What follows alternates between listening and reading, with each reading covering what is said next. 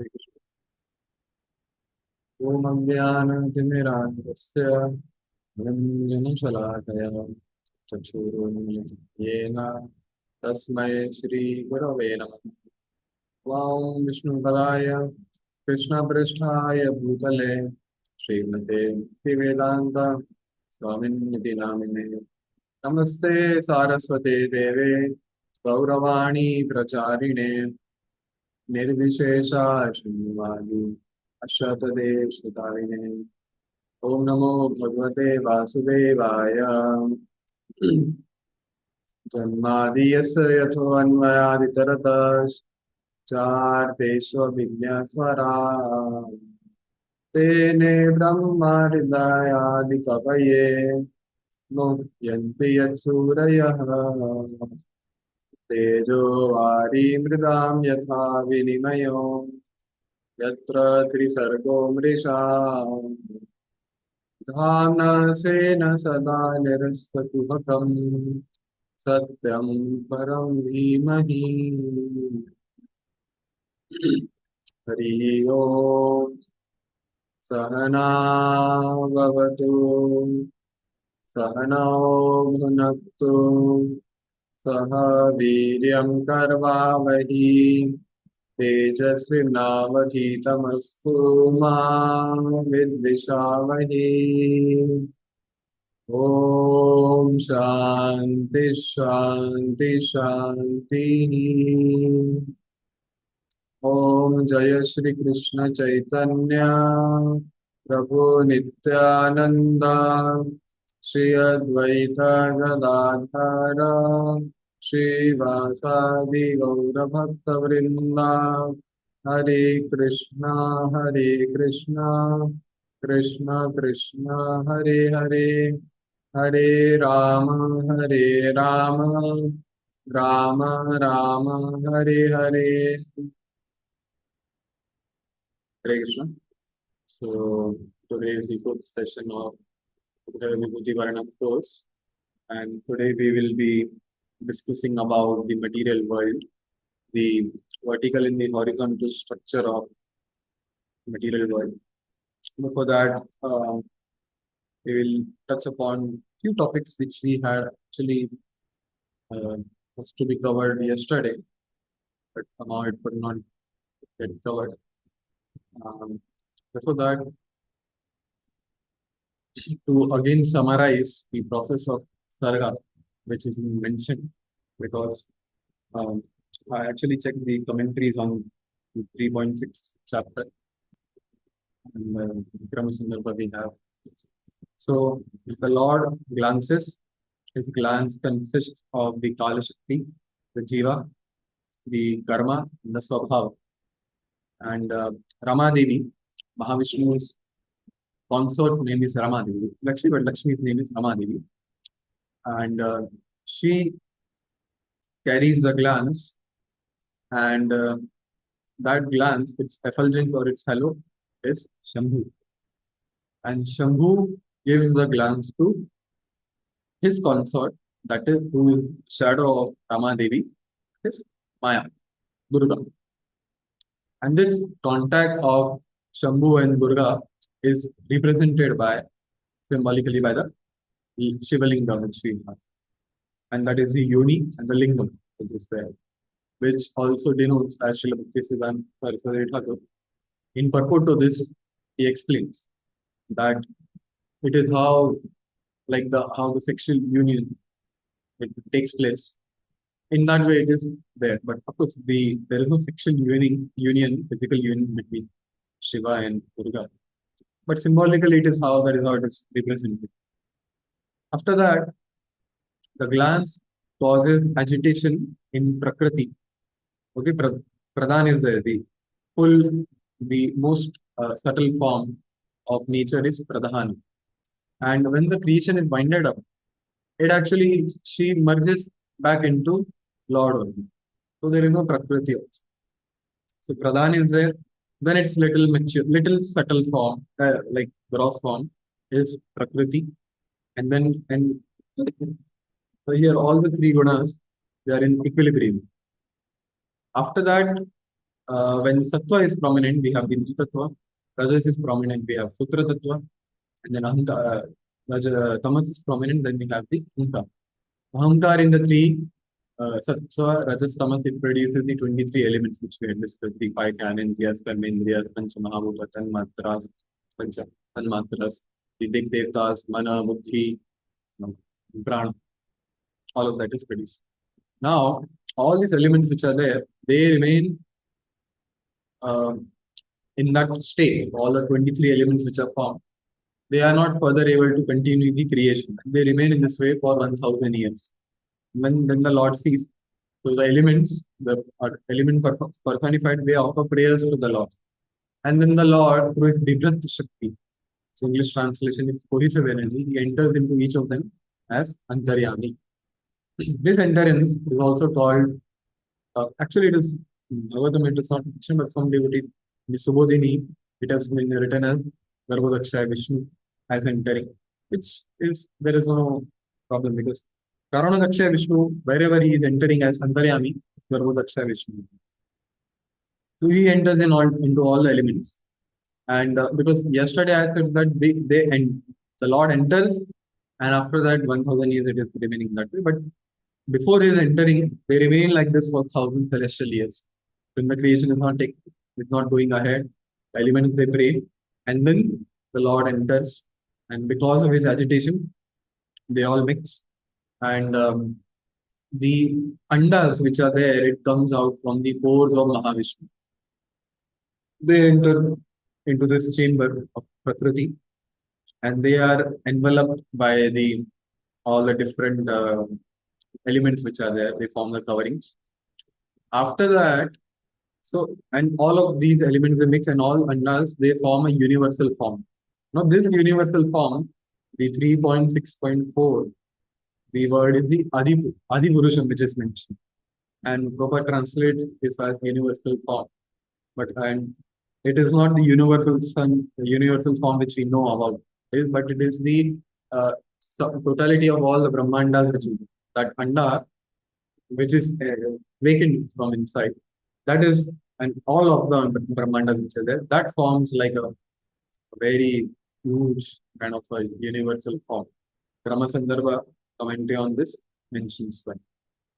After that, so now this is being done. Then Mahavishnu taking a batch of Jivas. So now Jivas are there in the chamber of Prakriti because when the Lord has glanced, since then the Jivas are there in Pradhan. And he sees that they are not going further. So the Lord then he takes the Jivas himself, into each universe he enters as Garbhodakshaya Vishnu with each and every patch of Jiva. And after that, he enters into the universe. He fills it half with his water, with his perspiration, and he stays in that situation in that way for 1000 celestial years. After this, he is at the creation to further see the creation. Again, there is a universal form which is there.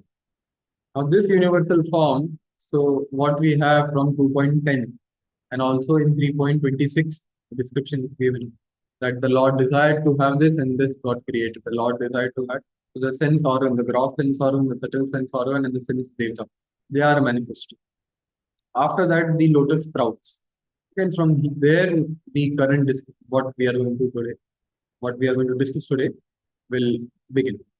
So before that, to talk about, because if you have checked message, so there was one point about the multiverses which are there, and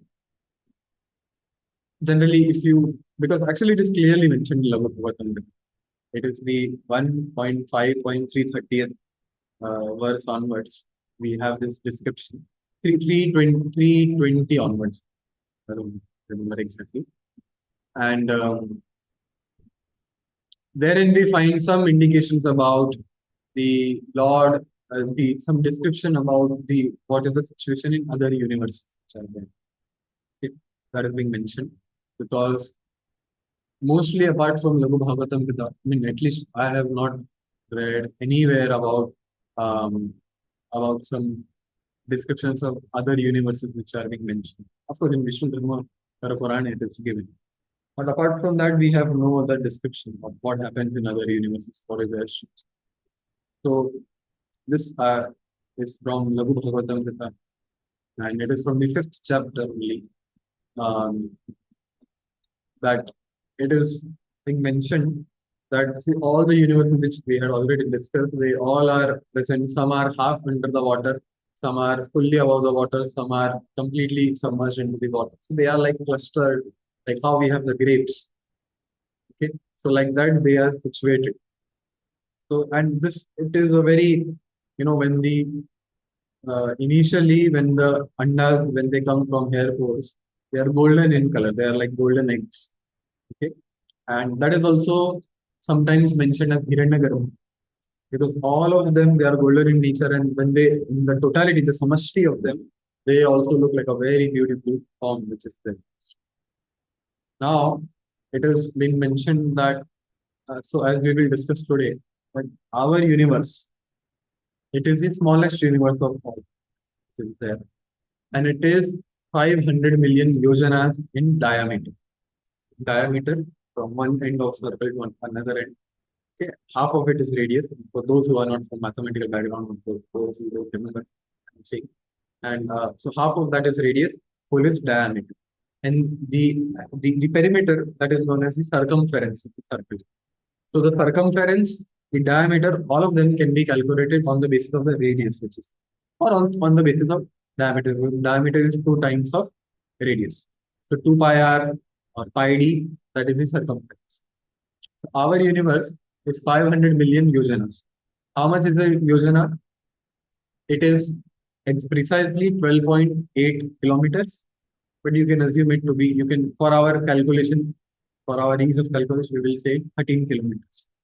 For example, our Earth, planet Earth, if you check the diameter, it comes out to be, or the modern scientists, they say it is about 12,800 kilometers, something like that. And our scriptures, they mention that the Bharat Khanda, which is where it is 1,000 yojanas. So that is 12.8 kilometers. So our universe, Brahmanda in totality, is not excluding the coverings. The coverings are not counted. It's 500 million yojanas. Now in Lagu Bhagavatamrita, we get to know something about the diameters of other universes and how many planetary systems are there and what is the lifespan of Brahma and Indra over there. These three details only we know. So there it is mentioned that some of the universes they have 100 million yojanas. Some are like 100 million yojanas wide. Some are a billion yojanas wide. Some are 10 trillion yojanas wide. Some are 10 quadrillion yojanas and wide. So these are like the English numeric systems.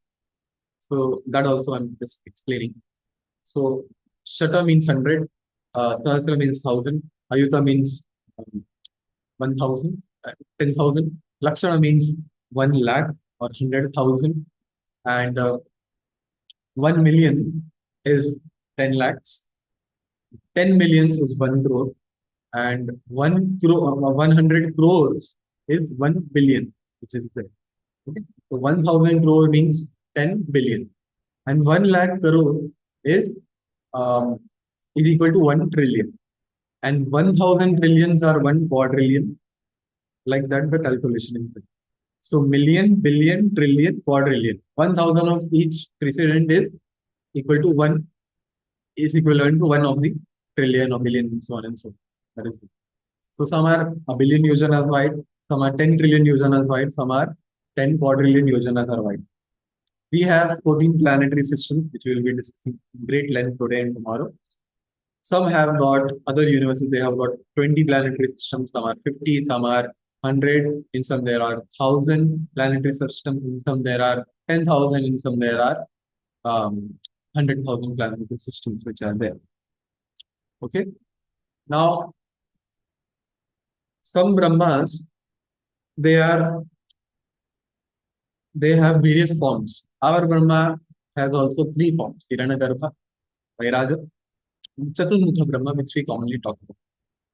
And the Brahma and other devtas, they have various forms in other universes, and they have thousands and thousands of power endowed with them.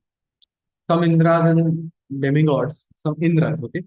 Now Indra, now it is a discussion of tomorrow's class, but still you can know that we have got 14 Manvantaras in one day of Brahma. One day meaning 12 hours, because another 12 hours is night.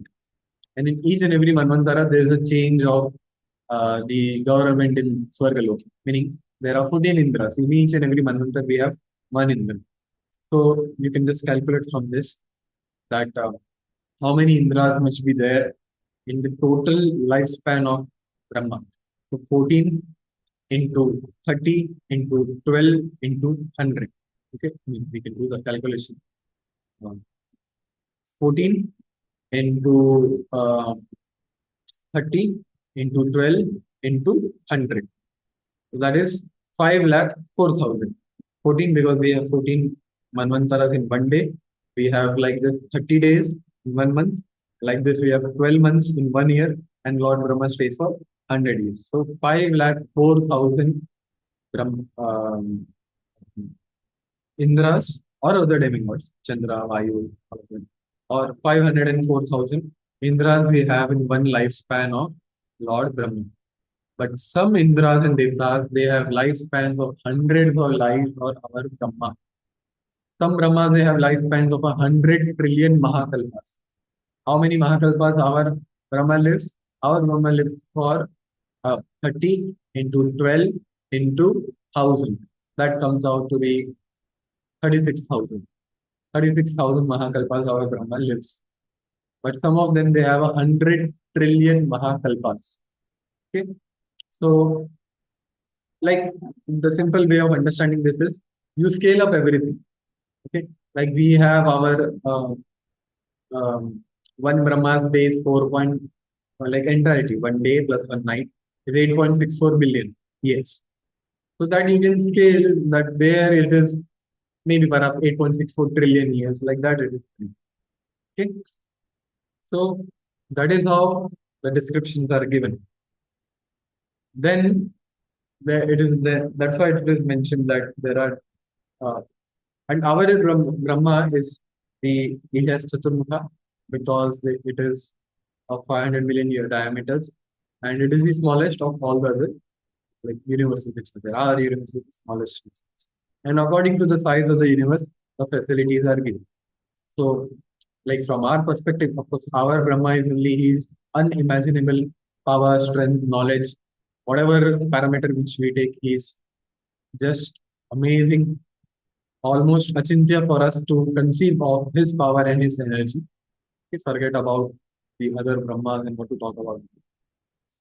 And in this way, the power, the energy, the lifespan of other Brahmas, it is just beyond imagination for from the perspective of our Brahma.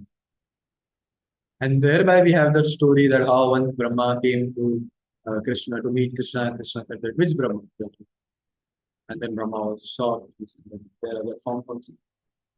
Now, Srila Rupa Goswami in Laghu Bhagavatamrita, he raises Purva Paksh.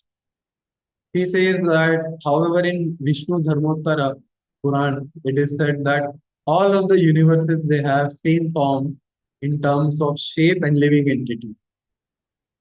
Okay, he says this because now what we have discussed, according to that, because they are of different diameters, so they must be of different, of different size. Although they are circular, but some now our is 500 million years. That is 10 quadrillion. I mean, just unimaginable in comparison to 500 million years. Some have got 20,000, 100,000 planetary systems. We have 14. And because in each and every planetary system, different types of living entities they stay. So when we have 20 planetary systems, there are 6 more planetary systems. So there must be more different types of living entities. But in Vishnu Dharma Puran, it is said that all the universes they are of the same nature. Okay? And all of the universes they have only one form and the same country division and the same living entities. Country division in the sense how we have Jambudeep, Shamli, Shakla and Lakshadweep and like that. So all the different countries and everything which we have, it is same in this. So Rupa Goswami says, how do we now reconcile these two uh, positions? And he quotes a verse from Purva Puran, that विरुद्धो वाक्ययो यत्र न प्रा न प्रा प्रामाण्यं तदिष्यते यत् यत्र अविरुद्धाता च स्यात् तथा अर्थकल्पते तयोः. So the English translation is, whenever there is a contradiction in two statements, we should not take those statements as unauthoritative and should accept them in such a way that they are no longer contradictory. Then Rupa Goswami, he kind of does the Samanvaya. He says that, so because they all have the universes, they have different time period. So because the Brahma, he's one, some Brahmas, they have 100 quadrillion, 100 trillion Mahakalpas. Now our Brahma stays for 36,000 Mahakalpas. So when 36,000 Mahakalpas are done, our universe gets destroyed. But what about the universe which has, whose Brahma has 1 trillion God? Are they also destroyed? No, they are not destroyed, they remain. So some universes they remain, some universes they are destroyed. So how is it so? Then we go to Swami resolves that. Sometimes the Lord destroys all the universes at the same time. Okay? Sometimes, and when he desires to create, sometimes he creates all the universes in the same form. So all of them have the X, that X can be 14, 20, whatever number, X number of planetary systems, X number of the way they are, the way lifespan of Lord Vishnu and everything. So he quotes Vishnu Dharmottara. He says that Lord destroys simultaneously all the universes described previously by me to you. He remains in his own nature, that is called his mind. After destroying them all, he again creates them. Sometimes he creates universes of various times, sometimes he creates them all in the same form and duration. Thus, the act is described as happening according to the particular judgment of the Lord. So, and then Baldev Vidyabhushan, the commentary explains that. Sometimes they are of the similar form, sometimes they are different form, but all, and when they are of the same similar form, so because they have the same lifespan, they are destroyed, they are created at the same moment. But when they are of different time span, they are destroyed at different time scales. That is how it has to be understood. So we have some indications about the other universes also given in our scriptures. I think so, which I am correct in my assumption that perhaps you must be hearing this for the first time. It is not a good thing because it is all mentioned in our Lagu Bhagavatamrita only. It is not that I am quoting it from some other Puranas. But the thing is, we have to go and read all the scriptures and not just to read some specific section, but in its entirety. That is how it has to be done. Okay? Though this may not be totally related to cosmology, it can be said that there is no relation to this, but still it is required because people ask questions. Many times I've seen that people ask questions about this, that what is, do we have any information about the other universes? And the speaker, because he has not read, he is not aware of it, he denies it. And it has become known that we only know about our own universe, we know nothing about other universe. That is how it is. So, even in Brihad Bhagavatamrita also, we have a description of how the when Gopakumar is going, he sees the Vishnu Dutas who are coming from Vaikuntha, they are going to different universes. And like so they go, they preach in one universe and then they go to the another universe. There also we have some indication. Also, to talk about, do we have any information from the previous cycle of creation? Yes. As we will see, when our Brahma, he was born and he was bewildered, uh, because he prayed for the Lord appeared, he says that now I have told you, I've given you the Chatusruti Bhagavatam. And he says that now you will not be bewildered. So, Sri Vishwanathan Chakravarti Thakur says that, so the episode of Lord Brahma being attracted to his own daughter, it is not from this Kalpa. Kalpa meaning from this Mahakalpa. It is of some other Mahakalpa, of some other creation. One. Second, the story of Brihanalla, of Narada Muni. Now, that is also not from this creation. It is from the previous cycle of creation. So, when it is mentioned that Bhagavatam talks about different times periods, Bhagavatam talks about different planetary systems, it actually means it is so. The, as we had discussed, the prayers of um, Veda personified, it is done in the Janaloka. Lord Brahma, he is seeing and he is bewildered by how Krishna he is eating the Uchishra of his friend. That he is seeing is from Brahmaloka. And that Revati going to Brahma, the Revati with his father, that is also that story is from Brahmaloka. Brahmaloka, Janaloka is there. The story from Sargaloka, when Hiranyakashipu goes to there, or the story of Indra, that episode of Indra, is that the Dishi and that episode, that is also from uh, in Swargaloka. The episode of uh, our Daksha, so when they all go to please Lord Shiva, that is also from Ilavatavash. The episode of um, Samudra Manthan, that is from, it is not from Jambudev, it happens in another ocean, which we will see today. And that mountain which was picked up, that is also one mountain around the Mount Menu. We will see today, don't worry about it.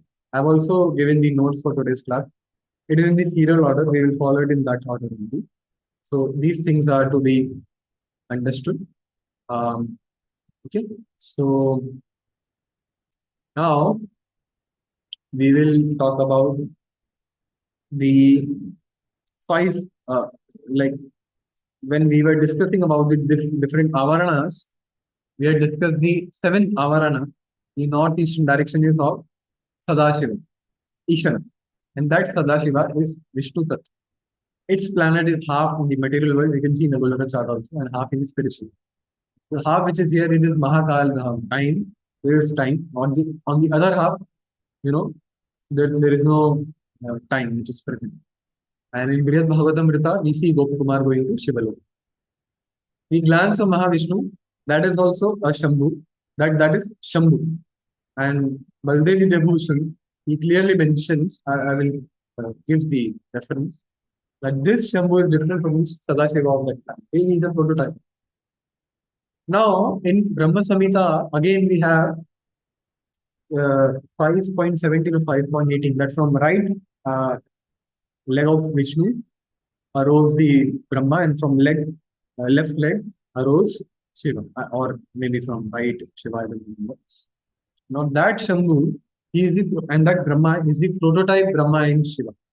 Okay, they are outside of the universe, and they are not Jiva Tattva, they are Shakti Tattva. Gokul Chandra Guru in his lecture he mentions that they are Shakti Tattva, and they are the prototype demigods, and other demigods are also there, and they are said to be the associates of the Mahavishnu. And this prototype Brahma and this prototype, you can see in the commentary also, 5.17 or 5.18. Brahma Saraswati Thakur also explains. So this is different from our Satabhuka Brahma. So this prototype Brahma, he gives his energy, he gives his powers to all the Brahmas of all other universes, in each and every universe. And this Shambhu also gives his power to all other Shiva which are there in each and every universe. Next we have so this is Shambhu. And this Shambhu is a prototype of the halo or the effulgence of Lord of Mahavishnu. And this Shambhu is the prototype of Sadashiv, who has a planet in the seventh avarana of Vaikuntha. Next, the fourth one is the Lord Shiva, whom we commonly know of, who resides in Ilavatavash. The fifth form is the Rudra, the 11 Rudras, which are formed. We'll see it, the creation of the 11 Rudras. Some of them are Shiva Tattva, some of them are Jiva Tattva. Jivas who are qualified, that verse is also there in Bhagavatam. 100 years you follow perfectly or how to do duties, you become Brahma. And then after that, you become a Rudra. So that is how it is explained in the different forms of Shiva. So there is no need of confusion in the form of Shiva. But Shambhu, Shiva, Rudra, they are distinct personalities. When we talk about Sadashiva, it is the planet which is there in the northeastern direction, half in Vaikuntha, half in the material world, Mahakal Dham, and that is Vishnu Tattva. And the Shambhu, which is the glance of the Lord, and it touches Maya, it becomes Shiva Tattva. Then the prototype Shambhu, which comes from the legs of Vishnu, he is the prototype Shambhu. He gives his potencies to all other Shambhus, to all the other Shivas. The Shiva, which we commonly know of, is the fourth type of Shiva, and the fifth form is the Rudras, which are there. Their functioning is they do nothing when up until the end of the day of the Brahma, and then they help in destroying this uh, universe. Now, the first kalpa is known as the Brahma kalpa or the Padma kalpa. Brahma kalpa or Padma kalpa. Why Padma kalpa? Because the lotus sprouted from the head. And so, as we know, that so now our Garbhodaksha Vishnu is inside the universe for 1000 years, is remaining. Okay. Then a lotus sprouts from his navel. That lotus itself is the lotus proper is the Satyaloka, and uh, the stem of that is the the other 13 planetary systems, which we know that first Lord Brahma divides it into three forms: middle portion, upper portion, lower portion, and then he further divides that into 14 portions. So all that is ingredients for creation, everything is there in that lotus. We say lotus meaning we say it lotus, but we can just imagine because all the planetary systems, all the ingredients, everything is there. The blueprint for the creation of the material world is also there. So it is not a gross lotus which we know about. You can just imagine how that lotus would be. Brahma is born, he's confused, he sees here and there, he sees in all the directions. That's why he gets the four faces. Okay, he's confused. He's only seeing the lotus and there's wind. Because of that wind, the lotus kind of is moving, and he's also hearing the waves which are there in the ocean, which is there in the navel. Okay, so I was just thinking, you can just imagine such a horrific scene it is to be in. Imagine you are in a pit dark because there is no sun. Apart from sun, there is no source of light in this world. Of course, our Lord is there, His effulgent form, His is a different thing. But in this material world, there is no source of light apart from you. In pit darkness, you cannot see even your own hand. Okay, so there is pit darkness. There is nothing around in this world, and you see the sound of air, the sound of waves in the water, and the wind is moving. The lotus in which on which you are sitting, that is also such a horrific scene. It must be to be there. Am I very confused? He comes down the lotus and he sees that there is a lotus on which I'm sitting. So he tries to find the source of that. He's unable to find. He again comes above up, and then he hears the two letters ta pa. So then he engages in austerities, and then it is mentioned that he hears the Gayatri from Krishna's flute. Now this in each and every kalpa it happens in a different way. In this, what we have in Brahma Samhita is Lord Krishna himself appearing. He is giving him the Gayatri, and then further he does meditation for 1000 celestial years, 100 celestial years, and then he gets the knowledge. So sometimes it is Lord Vishnu who comes and gives the knowledge to Brahma. Sometimes it is mentioned that in Narsimha Tapani Upanishad, it is mentioned that Narsimha Dev he comes and he gives. So in different kalpas, okay, different form of the Lord comes and they give knowledge to him. And it is also mentioned in the Bhagavatam that the Lord also shook his hands with Brahma. That is how it has to be understood. Uh, then, so he engaged in tapa, and then after that, he he was there for 1000 celestial years. He was doing meditation. After that, Lord Brahma, because he had that because karma was such, because now he is qualified to become Lord. So that was intrinsic in him to do the creative potency. When Lord appeared, he said that don't worry, you will I will reveal the plan in your heart, and the way you see it in your heart, externally you have to manifest that. And as the way it is done in previous kalpa, in that way only you have to do. There is nothing new which you have to do.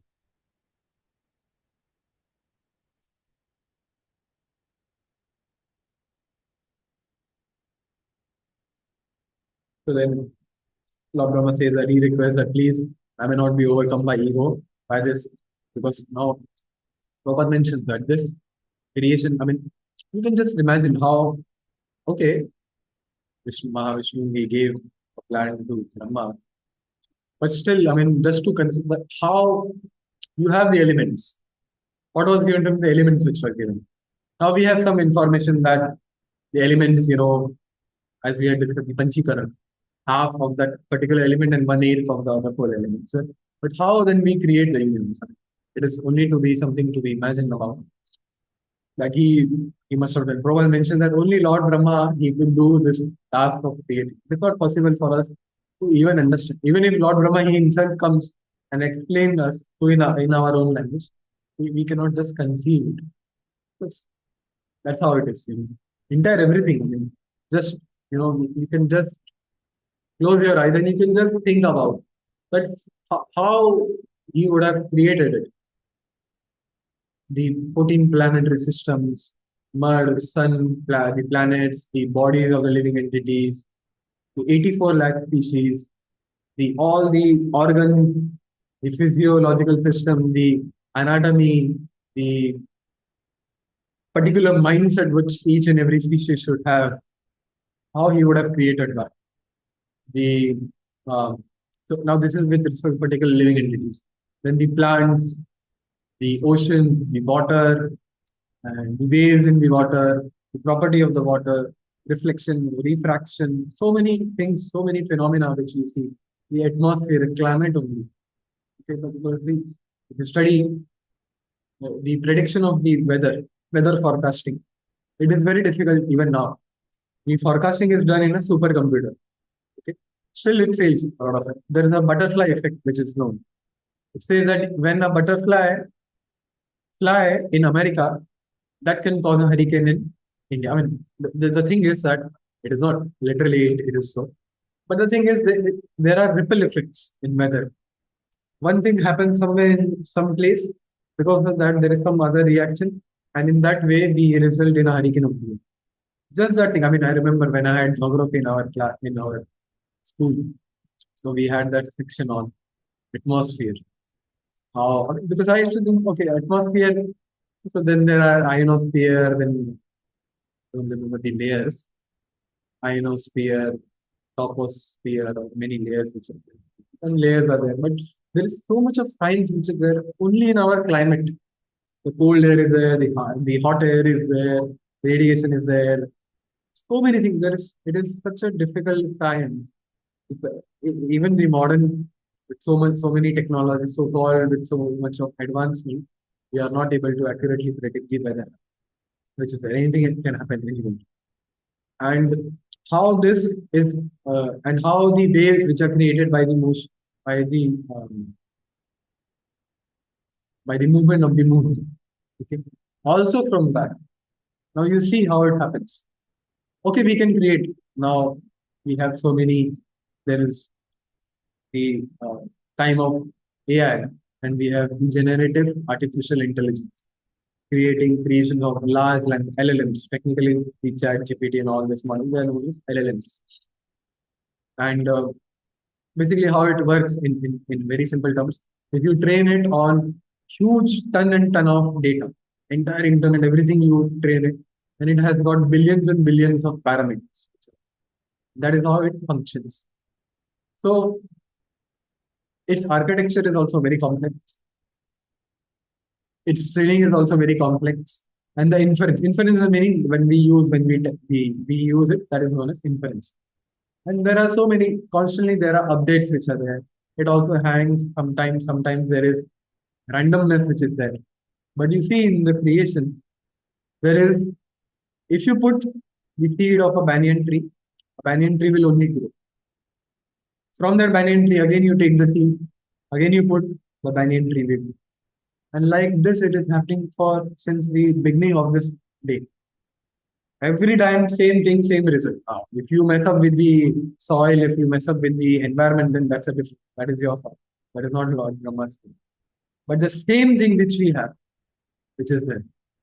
So that is Lord's creation, which is there. So people may often argue, and that is the purpose of studying this. I mean, this course is see, this course, it is only the information which is having. Still, people are they are telling me it is so informative, we are not able to remember. This is just touching the surface. When we say, so this is Jambudip, this is This is Vaikunta. We are just mentioning as if we are saying this is India, this is America, this is Canada. But we are not going to, this is India, it has got 29 states, this is Maharashtra, this is Mumbai, this place. We are not going into the details of this and how the nitty gritty which is there.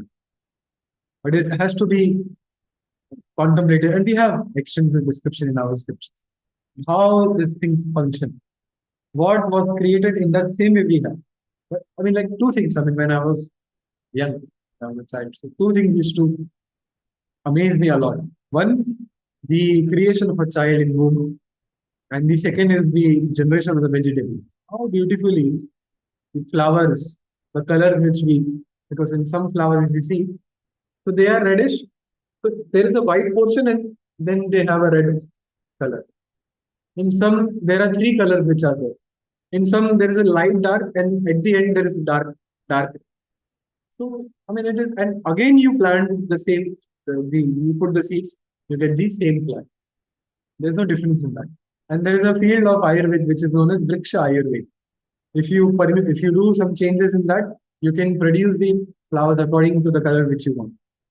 So much of um, in computer terms, it is known as hyperparameter tuning. It's a technical term. You can tune the hyperparameters which are there, and you can get some different results. Or you can, in normal way, you can say customization. That facility is also given. So much customization. If you see everything, even we modern in the modern world we do, and ancient. So like now, Lord Brahma he did the creation, but after that also, we humans we have done so much of creation on top of that. Okay, when we talk about, oh, this is artificial, that is natural. Actually, there is nothing artificial in this world. Plastic, everything, it is natural. I mean, in the sense that from where plastic is a kind of a distorted transformation of carbon. From where that carbon is coming, it's a natural element. The point is, it is a distorted vikar meaning transformation. So there is nothing which we actually create because anything which we do, we are borrowing the material from nature only. Earth, water, fire, air. It is many times it is earth, water, and fire. And air also, we kind of manipulate the air. Ether, we are not able to, we are not reach ether. So, like the modern science. So we are just taking that, we are doing some transformation, and then we do some sort of creation. So there is nothing artificial in this world. It is only the vikara, transformation which it is. So Lord Brahma, after doing such an extensive creation, such a delicate, intricate, so everything is so much dependent on each other. But still, there is a lot of customization which is there. With the same ingredients which are there, thousands, I mean, we can take particular example of cooking. Same ingredients. You can count. I mean, okay, it must be in thousands. All the ingredients which you take. Mustard, castor oil, this oil, everything, all the ingredients which you take, it must be in some thousands. Okay, take it for example, 1 lakh. But you can produce umpteen number of food items from that. Okay, and all of different things. So that such customization is there. Such personalization is there. He is creating the entire universe. There is generalization, but there is so much of room for personalization, so much of room for customization.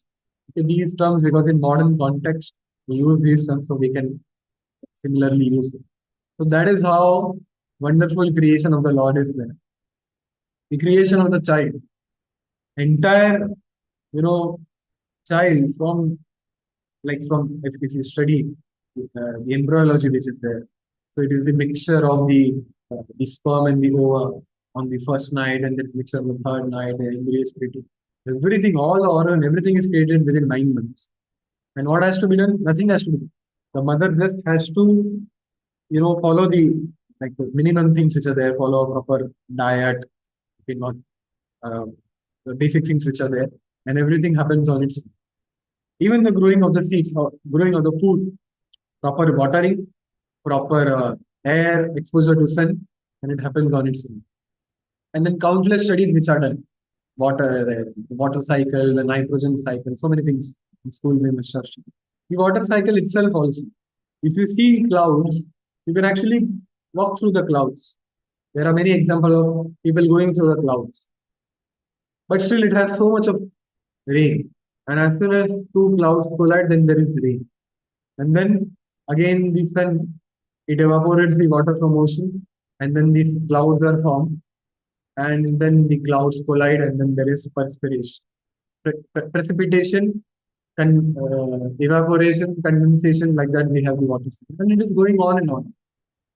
Okay, there is no lag, there is no kind of some glitch in the creation. Of course, when we hinder it, then there is a different.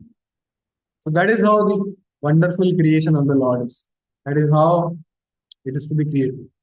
So though we may be enamored by how well the modern technology is working, how well Bruji, generative AI, such nice answers, etc. But still we have to just go look around, and we just have to see how amazingly the Lord has made this creation. Our own body only. You have to do nothing. There is no power which is required except for eating food. You eat food, okay? It has to be edible.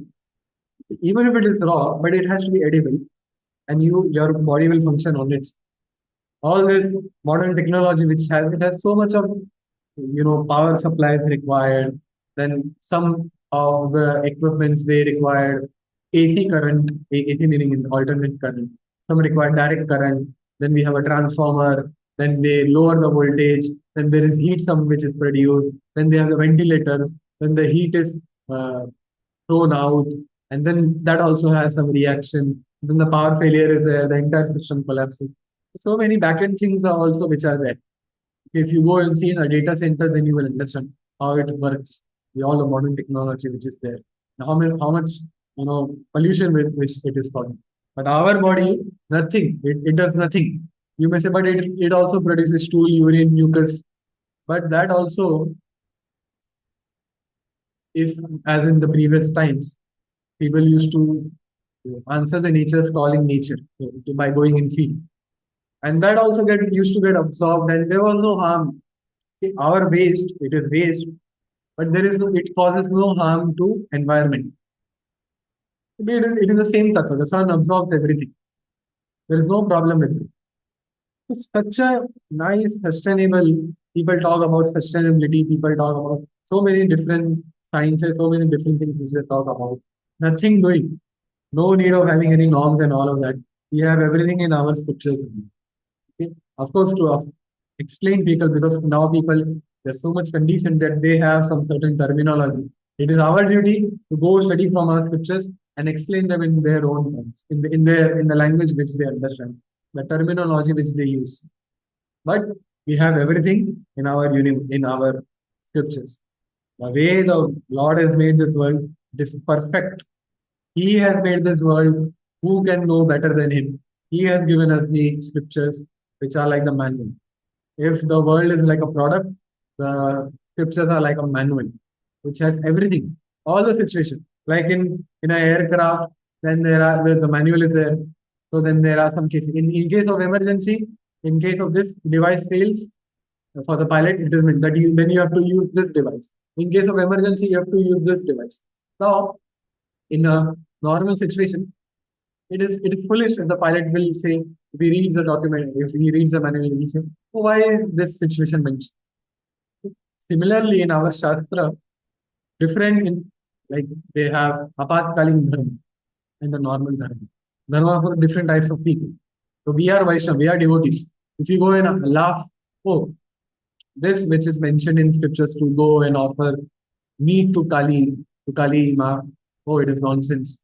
No, it is not for you, it is not for us, not for me, but it is for people who are in that mood, who are so much in the mode of ignorance. So we should never, Madhvacharya, in his commentary in 11th canto, he says that the saintly people, that is Vaishnavas, they should never make fun of other things which are mentioned in the scriptures. It may not be applicable to you, but it is there for other people. Shastra, they never speak anything nonsensically. There is always a purpose behind it. Perhaps we were also in some our past lifetime, we were also in that mode of ignorance. We were also Yavana or some outside caste. So we had also followed those rules. But when the people they follow the Vedic rules, gradually there is purification, and gradually, from Sakam Karma Yoga to Nishkam Karma Yoga to Jnana Yoga, and then ultimately they come to Bhakti. Because Bhakti is at a supreme, it is the top ladder, the top step in the ladder. But there are people on other ladder also. And our is not a Abrahamic binary religion of having our my way or the highway. We can accommodate all the different kinds of living beings. Everything can be well accommodated. Male, female, this, varna, that, ashram, anything and everything can be accommodated. Okay?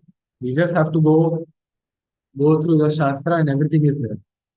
Prabhupada also, although we say Prabhupada gave us the basic details, Prabhupada has given many intricate details also. If you go read the third and fourth canto, there are many practical social varnashram points which are principles which are mentioned by Prabhupada in the third and the fourth canto. It's very amazing.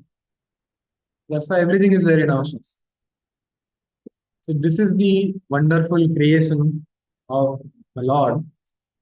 Like this, we have 30 kalpas. There are 30 days in 1 month. The name of those kalpas are also mentioned. The first kalpa, which is our, because we are in the 51st year, first month, first day. And this is Shweta Varaha Kalpa. So the names of the 30 kalpas are Shweta Kalpa, Neela Lohita Kalpa, Vamadeva Kalpa, गाथांतर कल्प रौवर कल्प प्राण कल्प बृहत कल्प कंदर्प कल्प सद्योत कल्प ईशान कल्प ध्यान कल्प सारस्वत कल्प उदान कल्प गरुड़ कल्प तौर्म कल्प नारसिंह कल्प समाधि कल्प आग्नेय कल्प विष्णुज कल्प सौर कल्प सोम कल्प हवन कल्प सुकुम कल्प वैकुंठ कल्प अर्चिष कल्प बलि कल्प विराज कल्प गौरी कल्प माहेश्वर कल्प पैतृ कल्प. These are the names of the 30 kalpas which are there. Our kalpa is Shweta Varaha Kalpa. Okay? That is how it has to be understood. Now, there are three forms of Brahma which are mentioned. Hiranyagarbha Brahma, Vairaja Brahma, and Chaturmukha Brahma. Okay? In Laghu Bhagavatamrita also, and even in in Bhagavatam also we find the mentions, the description of this. So in Sarar Darshani 3.8.15, Shakunatali Thakur he says there is a growth from a Brahma called Vairaja, the lotus of the planet, and then there is a subtle form of the Brahma which is called Hiranyagarbha. There is also four-headed Brahma which is there. Thus there are three forms of Brahma. Again in second chapter he mentions about this. Now in Laghu Bhagavatamrita 1.2.19 we have this verse. Brahma appearing from the lotus is of two types. Hiranyagarbha, who is subtle and appears for his own enjoyment, and Vairaja, who is gross and appears for creating the universe. Now, Baldev Vibhushan in his commentary to Laghu Bhagavatamrita to this verse, he says that since the Lord as Brahma has already described, now the Jiva as Brahma is described. Hiranyagarbha has a subtle body, Sukshma, made up of Mahatattva, sattvic in nature, made up of intelligence. The Supreme Lord can see him, but the Devtas and others cannot. Vairaja has a form which is gross, made up of aggregate of all the elements. He has four heads, 8 eyes, 8 arms of creation is visible to the Devtas and gives the benedictions. Hiranyagarbha's purpose is enjoyment. Vairaj's purpose is of creation. So, Vairaj generally has, and in the next verse, Rupa Goswami says that Vairaj generally has four heads and carries out the creation otherwise. Sometimes Vishnu becomes Brahma. Then Baldev Vibhushan he says that so Vairaj is a different form, and the one who does the work of creation is Chaturmukha Brahma. But Rupa Goswami has combined them. So he says that he has merged the two descriptions, but Chaturmukha Brahma does the creation. Vairaj is the gross form. Hiranyagarbha is the totality of all the jivas. His purpose is only for enjoyment. He is only visible to the Lord. Not even the devtas they can see. Okay? That is how it has to be understood. Three forms of Brahma which are there. Now, furthermore, we have the 10 types of creations which are, all the creation it is being summarizing 10 types of creations which are there. So before that, the the 10 creations, the proper sequence of how Lord Brahma had created. When first he created 5 types of ignorance, then he created creation of animals with 5 joints, then he created immovable trees, then he created reptiles, that is snakes and lizards, then he created cows and buffaloes, then he created 8 kinds of demigods, then the Chatuskumaras, 11 Rudras, then the mental sons of Brahma, 10 in number, and then the 18 kinds of Vedic knowledge. Then he created human beings, and then he created Swayambhuva and his wife, Shataru. Okay, so that is how it is given. So now, the 10 types of creation which are there. So the first creation is the creation of the Mahatattva. The second creation is the creation of the Ahamkar. Now, this is outside of the universe. Okay, and so Ahankar and then Ahankar in Sattva are the sins. The third creation is that of the Tanmatras. Fourth creation is that of the knowledge and the action senses. The fifth creation is of the sense devatas, that is Ahankar in the Sattva. Now the sixth creation is the creation of the ignorance. 5 types of ignorance which are created. Tamas, Moha, Mahamoha, Tameshra, and the Tameshra. Their purposes are, so Sharidhar Thakur explains in his commentary. Tamas is the ignorance of the Swarupa of the Jiva. If you know that you are the Jiva Sarupa Krishna Nityadas, then the Jiva cannot enjoy in this. We didn't know this knowledge from, we didn't have this knowledge intrinsic in our, because that knowledge is covered. If you want to enjoy separately, your relation with the Lord has to be covered. That is tamas, covering ignorance of the Swarupa of you. Then that is moha. So now you are covered of that relation with the Lord. Then your moha is identification with the body. So the jiva is given one, atma is given one body, subtle and the gross body. So then there is the identification of the body. Mahamo, then on top of that we have Mahamo, that is possessiveness to the objects of enjoyments, other enjoyments which are there. Tameshra is the appearance of anger within the mental function when one's enjoyment is obstructed. Okay, so when we are not able to get the objects, we get angry. And Andha Tameshra is death, the fear of death which is there, because there is because we know when we die we can no longer enjoy. In a way, also the Patanjali's 5 ignorance which he talks about is in this way. Okay, because Patanjali says that it is in the form of avidya, asmita, raga, dvesha, abhinivesha. So that is how it means. So it is the ignorance of our identity, false identity with the body, attachment with the sense objects, repulsion in case we don't get the objects, and fear of death. So respectively, tamas, moha, mahamoha, tameshra, and the tamish. Okay. Now, Vishnu Swami, in his commentary, he says that uh, quoting his commentary, Vishnu Chakravarti. So this 5 types they can also be classified into 2 types. That is avarana and vikshep. So avarana is the tamas which is there. That is the covering of our relations with the Lord. And vikshepa, that is the identification of the body. And the next 3 types of ignorance. That is the attachment to the sense objects, repulsion in case we don't get the sense objects, and also the fear of death which is there. So then he created the ignorance. Then the 7th creation is that of the 6 types of trees. So they are vanaspati, that refers to plants without flowers, but they have fruit. Oshadaya, they are the annual plants perishing after a year. Lata, they refer to plants that need support to rise, creepers. Twasara, Toksara, they refer to bamboo and those which are hollow. Virudha, they refer to the plants which do not depend on support to rise because of stiffness in the tree. So the trees which we know generally. And Drumaha, these are those which give fruit through flowers. Then the 8th type of creation, is the 28 animals. They are 9 animals with cloven hoofs. The cow, goat, buffalo, black deer, pig, wild oxen, antelopes, sheep, and camels. Then the five animals without the cloven hoofs: donkeys, horses, mules, deers, sharabas, and yaks who do not have cloven hoofs. Then we have the 12 animals with five nails. Okay, or panja, those who have that panja. Dogs, jackals, wolves, tigers, cats, rabbits, porcupines, lions, monkeys, elephants, turtles, lizards. Then we have the water dwelling aquatics, makaras, and other aquatics. So all the fishes, they are of one type. Then the birds. Birds are of two types: land dwelling, the herons, vultures, cranes, hawks, and birds, and those of water dwelling: swans, Indian cranes, and chakravas. So that is how it is there. Then the ninth creation is of the beings, uh, in which the food is distributed down. So like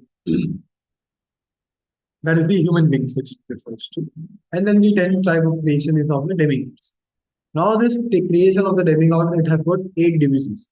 First is of the Devatas. Second is the Petras. Third is the Asuras, which are there. Fourth is the Gandharvas and Apsaras. Fifth is the Yakshas and Rakshasas. Sixth is the Siddhas, Charanas and Vidyadharas. Seventh is the Bhoot, um, Pretas and Pishachas. Eighth is Kinnaras and uh, Kimpurusha. Then we have the creation of the four Kumaras. Lord instructed them to go and procreate. It denied. He became angry. From between his eyebrows, Rudra was born. So he himself was very afraid of Rudra because he actually began to destroy the universe. So he said that, you wait for some time. You at the end of this day, your role will come. He gave him 11 names: Manyu, Manu, Mahisana, Mahan, Shiva, Vratadvaja, Ugrareta, Bhava, Kala, Vamadeva, and Vratavrata, and 11 wives: Dhi, Dhruti, Rasala, Uma, Niyuta, Sarpi, Ila, Ambika, Iravati, Swadha, Diksha. Okay, that is how it has to be understood. Now, that reference for Sadashiva and that Shambhu is the halo being different. That is there. So 1.5.298. Shambhu, who is called Sadashiva, is one of the Devatas in the seventh Avarana. Okay? And then Baldev Vidabhushan, he says that the Ishana, who is in charge of the northeastern direction in the seventh Avarana, is no doubt that he is none other than Narayana himself. So that is Vishnu Tattva. Okay? Then in 5. In the 5 point, yeah, 5.8. He goes from in his commentary, he says that because 5.8 he says that halo effulgence, the glance of the Shambhu of Vishnu that is being mentioned. So he says that it is to be understood that this Shambhu is not the Shambhu described in the verse 5.45. That is Shirayata Dadi Vikara Vishesha Yoga Panchayate. So that Shambhu is the Ishana of the northeastern direction. Then the third Shambhu is from 5.15. Left side, Mahavishnu created Vishnu. From his right side, he created Brahma. And the effulgent form of Vishnu was created between his eyebrows. Then Saraswati Thakur in his commentary says that the divine masculine manifested halo Shambhu is the plenary manifestation of its prototype Shambhu, the same as a primary divine masculine general symbol Shambhu, whose nature has been already described in 5.8. So that has to be understood. Then the fourth is the Shiva, which we know commonly of this world, and the fifth is the Rudra, which is there. Then Lord Brahma, he created 10 Manasa Putras: Marichi, Atri, Angira, Pulatse, Pulahu, Kratu, Bhrigu, Vasishta, Daksha, and Narada. Narada was born from Brahma's lab. Daksha appeared from his thumb. Vasishta appeared from his breathing. Bhrigu from his skin. Kratu from his hands. Pulav from his navel. Pulatse from his ears. Angira from his mouth. Atri from his eyes. Marichi from his mind. And then Kardama was created from his plant. After that, the creation of dharma and adharma is being mentioned. Then there is the episode of the Vak episode which is there. And after that, he created um, from his eastern phase the Rigveda, from his west, from his uh, like Ruk, Yajur, Sam, and Atharva, that is from east, south, north, west, and north. Then he created the Ayurveda, Dhanurveda, Gandharva Veda, and Stapatya Veda from his mouth, starting from the eastern direction. So one from each of them.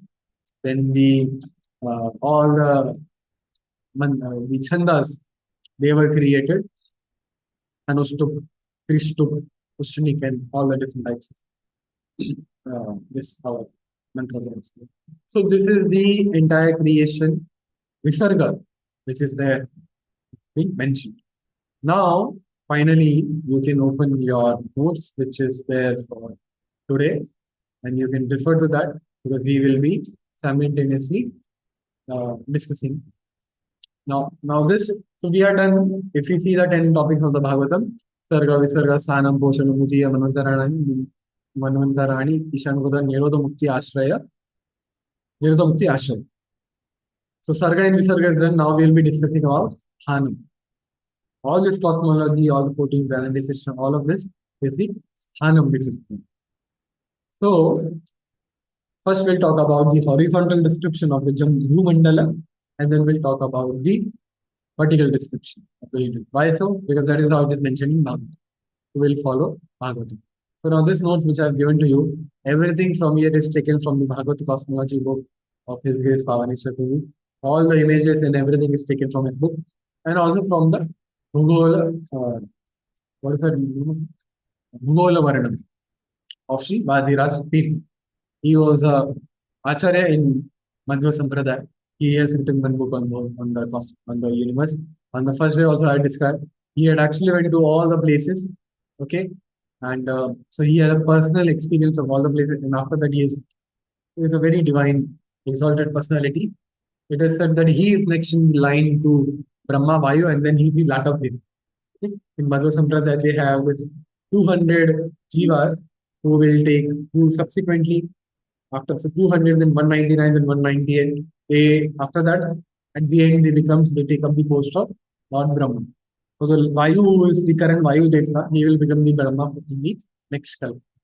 Okay? And Latavya is next in line to Vayu. So next to next Brahma is our Adiraj Dev, and he's Latavya. So Latavya is a technical term, is the name of the personality. That is how it is to be understood. Now, in our briefly, we have 14 planetary systems. Now we are going to talk about the 8th planetary system from below, that is the Bhu Mandala. This Bhu Mandala is like a lotus, the Jambuti specifically, not it is there. Now, so we'll now follow because for the sake so that you are able to understand easily. Before that, to explain about the measurement of the lens. So um, one triangle is 6 atoms. Okay, hexatoms. One Valagra is 8 trianukas. One Liksha is 8 Valagras. One Yuka is 8 Likshas. One Yava is 8 Yukas. One Tala is 8 Angulis. One Hasta is 2 talas or 16 Angulis. One Danda is 4 hasta. One Kosha is 2000 dandas or 3 kilometers. And one Yojana is 4 koshes, or it is 12 point, it is 8 miles, or you can 12.8 kilometers, or for ease, you can take it to be 13 kilometers. So when I say Yojana, you should have an imagination of 13 kilometers, okay, respective to wherever you stay, okay. You can imagine, okay, now, I mean, if you know from this place to that place, it is 13 kilometers. So that way you can multiply. So if I say 1,000 yojanas, you have to understand 13,000 kilometers. That way you can, for your sake, you can understand. So now, the um, Jammu Dvipa, which we will talk about. So first of all, the first image you see is of the Sumeru mountain, which is there. Now this Meru, it is at the center of the universe. It is at the center of the Bhumandala. This Meru in length, okay? Length means the vertical length is 100 lakh yojanas. So that is 13 lakh kilometers. This 13 lakh kilometers, uh, 84,000 yojanas is above the land, above the Bhumanda Jumbo Jeepa, and 16,000 goes beneath this. At the top, it is 32,000 yojanas, and at the base, it reduces to 16,000 yojanas uniform. Okay, so that is how it has to be understood. In the Bhagavad cosmology, because in Bhumandala, there are 7 islands and 7 oceans which are mentioned. And the story of how it was created is mentioned of Priyavrata.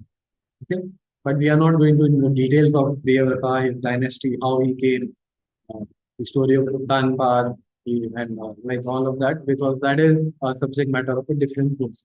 Because in a course of history, which will be taken in future, wherein we'll go through entire history in a chronological order. So we are not going to cover it in this book, okay, because it is beyond the scope of this discussion. However, we need to understand that Priyavrata, out of mercy for living entities, because sunlight was not going to, there was darkness on the other side of Bhumandala. He, through his uh, chariot, one wheeler over there, he created 7, uh, he created 7 divisions in the Bhumandala. And that's how we get 7 oceans and 7 islands which are there. Okay. Then to his 7 sons, he gave each an island, each and every island. Then the particular son, to his son, that is to the grandson of Devrata, they divided the island like that. It continues. So that is how it has to be understood. Now we will talk about the Jambu Jeepa, which is the first island. Now this Jambu Jeepa, it has got 9 divisions to it. Okay, you can see the second page. Bharata Varsha, Kimpurusha Varsha, Hari Varsha, then Ketumala Varsha, Ilavarta Varsha, Bhati Varsha, Namaka Varsha, Hiranyam, Maya Varsha, and Kuru Varsha. Each of this Varsha, okay, Bharata Varsha, Kimpurusha Varsha, you can see in the, you simultaneously, please open the PDF. In the width wise, they are 9,000 users. And then Ilavarta Varsha, Ketumala Varsha, and Bhadra Varsha, they are 34,000 yojanas. So if you add 9,000 yojanas multiplied by 6, because Bhadra, Kimpurusha, Hari, Rameka, Hiranyamaya, Kuru, so 9 6 is, 9 6 is 54. Then you have this 34. So that is 58, 88. And then 12,000 yojanas, which is remaining. The length is 1 lakh yojanas. So then we have the mountains: Himalaya, Hemakuta, Nishada, Nila, Shweta, Shungavana. All of them, they also have a width of 2,000 yojanas each. So 12 into 2 is, so 6 into 2 is 12. So 12 plus 6 into 9, that is 54, plus 34,000 is 1 lakh yojanas. That is how it has to be understood.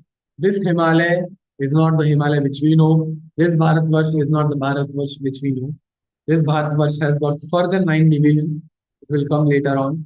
Each of them is 1,000 yojanas. And the last one of that is the Bharata Khanda. And that is our planet Earth. That is circular in nature. That is also mentioned in our scripture. So our Earth is circular. It is Bhugola. It is not flat Earth. That flat Earth theory is not the Vedic theory. It is being attached. You can see the image. I have attached it at the South Pole to the Lavana Ocean, which is around here. So around this, we have the salt water ocean. Okay. Now, in this way, it is Ketumalavar, Ilavartavar, and Bhadravar. Each of them, they are 34,000, 31,000 yojanas. So 31 is Ketumala, Ilavarta is 34. It's a perfect square. 34 in length, 34,000 in breadth. 31, 34, 34 plus Malyavan and Gandhamadhanam. Each of them, they are again 2000 yojanas. So they are 2000 yojanas in width, okay, and 10,000 yojanas in height. Okay. Width and height, that has to be understood. And length is proportionately, it increases. Now, we will be talking about the um, into more detail about the before that. So before Ilavat Varsha, now here Ilavat Varsha, we mention. Okay, so let us discuss about, because I have attached that image first. So let's discuss about Ilavat Varsha. Now we are focusing on the mid island, Ilavat Varsha. In middle of that, we have the Meru mountain, which we have already discussed. 1 lakh is enough, 80 for above, 16 below, 32,000 at the top, 16,000 at the base. This Ilavarsa Varsh mountain, 1,000 yojanas from there, it has got two mountains on all the four sides. That has been mentioned. Trishanga, Makara, then Jathara, then Karavela Kailash. And this Kailash is where Lord Shiva is. Okay, all of them, they are two mountains which are there. Then we have again the four mountains which are there. Mandara mountain from the east direction, Meru Mandara, uh, Kumuda, and Suparsha. Okay, so Mandara, Meru Mandara, Suparsha, and Kumuda. Now this Mandara, which is there in the eastern direction, that was picked up. All these mountains, they are golden in nature. On each of top of them, there is one tree which is there. Um, the dimensions are also mentioned. I will just come to that in some time.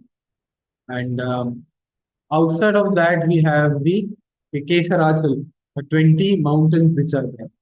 Okay. All these 20 mountains, they are of the same height as the Meru mountain, which is there. So on top of this Mandara, Meru Mandara, Suparsha, and Kumuda, is a tree. Uh, it is we'll come into the details.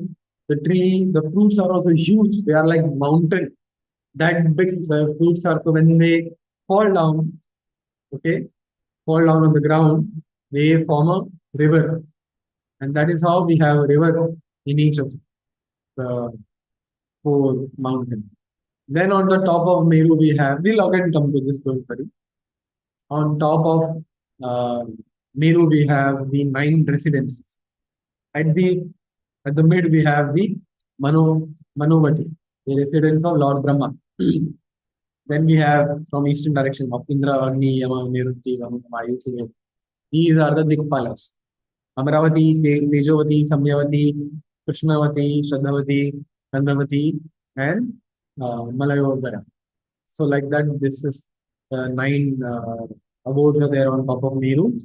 Then we have some islands around the our Jambuji. Around, I think so, 8 islands are there. Suparna, Baksha, Chandra, Shula, Avarta, Ramyana, Mandara, Hija, Simhala, Panchaja, and Lanka. Now, as we said, within Bharatavarsha, there are 9 khandas which are there. Indra, Kasheru, uh, Tamraparna, Gavadis, Gavastimad, Kumarika, Nara, Saumya, Varuna, and Gandharva. So this Gandharva, the 9th one is our Bharata Khanda. And Sri Tiruvenkata Ramanuja Iyer, he had sketched a drawing of this because based on the Mahabharata, that it is one big rabbit and a people tree leaf. So he drew that, and the mirror image of that is what our map of globe which we have. Then we have the nine, 7 islands which are there. So now we'll talk about this. So Jambudvipa, it is 1 lakh yojanas in diameter. Around surrounding it is the salt water. That is also 1 lakh yojanas in width. Surrounding this, so it is like a fort, and then we have a moat around it. So surrounding that is the Lakshmadweep and the ocean, and this is twice the Jambudweep. So this is 2 lakh yojanas. Surrounding this is the sugarcane juice ocean. That is 2 lakh yojanas.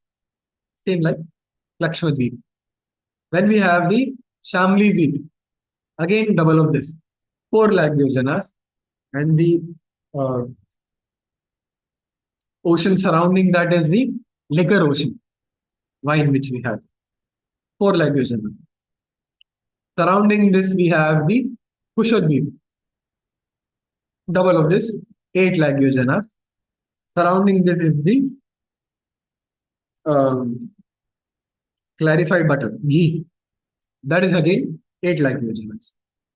Surrounding this is the Kraunchadweep, double of the previous one, 16 lakh yojanas. And surrounding this is the Milk Ocean, 16 lakh yojanas. Surrounding this is the Shakadweepa, double of the previous one, 32 lakh yojanas. Surrounding this is the emulsified yogurt, that is 32 lakh yojanas. Surrounding this is the 64 lakh, is the Pushkaradweepa, double of the previous one, 64 lakh yojanas, and 64 million, sorry, it is 64 times of that. And then the sweet drinking water, that is 64 lakh yojanas. That is surrounding the Pushkaradweep. Jambudweep has got 9 divisions. Lakshmadweep, second, third Shamli, the fourth Kusha, the fifth Prauncha, the sixth Shakadweep. All of them, they have 7 divisions. In the seventh Pushkaradweep, it has got 2 divisions. All of the divisions is caused by the mountains. How we in Jambudweep, we have 9 divisions that is caused by the mountains which we have discussed. All of them, they have a mountain division by which the division is there. Then there is a river. So the radius from the middle of Meru to Pushkaradweep is, how do we take the radius? We will take the entirety of all the 7 oceans: salt ocean, this sugarcane liquor, clarified butter, milk, emulsified yogurt, sweet water, and all the river, all the other islands. But on Jambudweep, we will take only the 500 acres because it is the diameter which is 1 lakh. But we have to calculate the radius. So if you take that, maybe sum it up, it is 25.35 million yojanas. Okay, that is how it is being described. So now we will talk about, again, we will now come back to, so that you again go through this. Are there any doubts? Then we can take any doubts, or I will continue further with the discussion.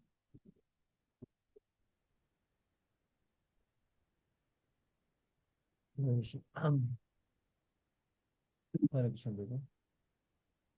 you are not audible actually. Hare Krishna. Just a second.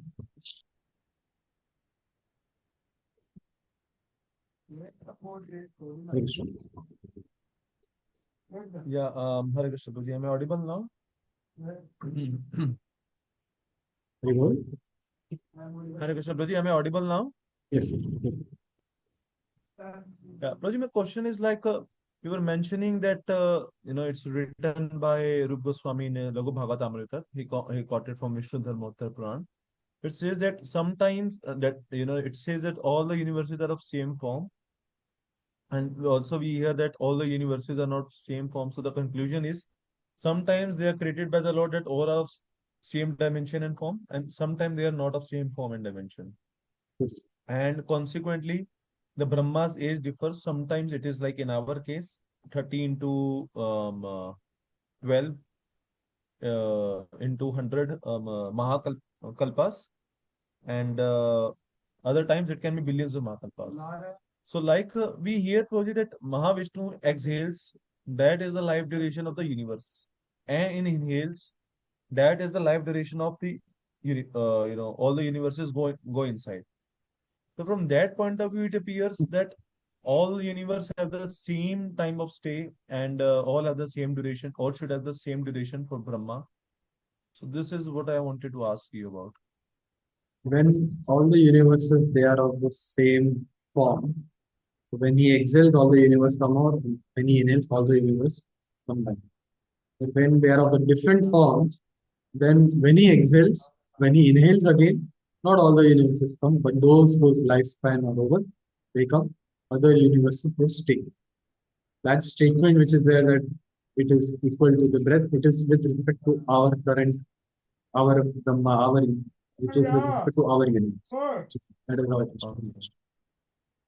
Okay. So I want to ask that okay, this thing is clear. I want to ask that in a particular scenario when all the universes are of same dimension and same form and Brahma's, age is also same. So in that scenario, when we hear that in each or in some or other universe, Krishna's Leela might be going on. Somewhere this Leela, somewhere this Leela or this. So when they are of different dimensions, then of course I can, I mean, from my limited intelligence, I can, accept that. But when they are of all of same, forms and Brahma's age duration is all same, that time it becomes a bit difficult for me to imagine that in that case, Krishna's Leela, if it's happening in this universe, then the same Leela should be happening simultaneously in all other universes. So how to imagine Because that? the timing is different. Although they are of the same form, but it is not that they will begin at the same time, which is there. And also, uh, Vishwanathan Chakravarti Thakur of Jiva Goswami, in their commentary to Ujjwal Nenamani, they mentioned that, so let's suppose if all the universes they are in Mahavishnu's body, that it is mentioned that in this material world, the pastimes are eternal. So then where are the pastimes they are being performed? Because all the universes they are inside the Mahavishnu's body. So then over there, one of these two, they explain that Krishna creates some universes, and over there only the Lord pastimes they are doing. So in that way, the Lord's pastimes which are eternal is just even when there is no creation, the Lord creates some material universes and his pastimes.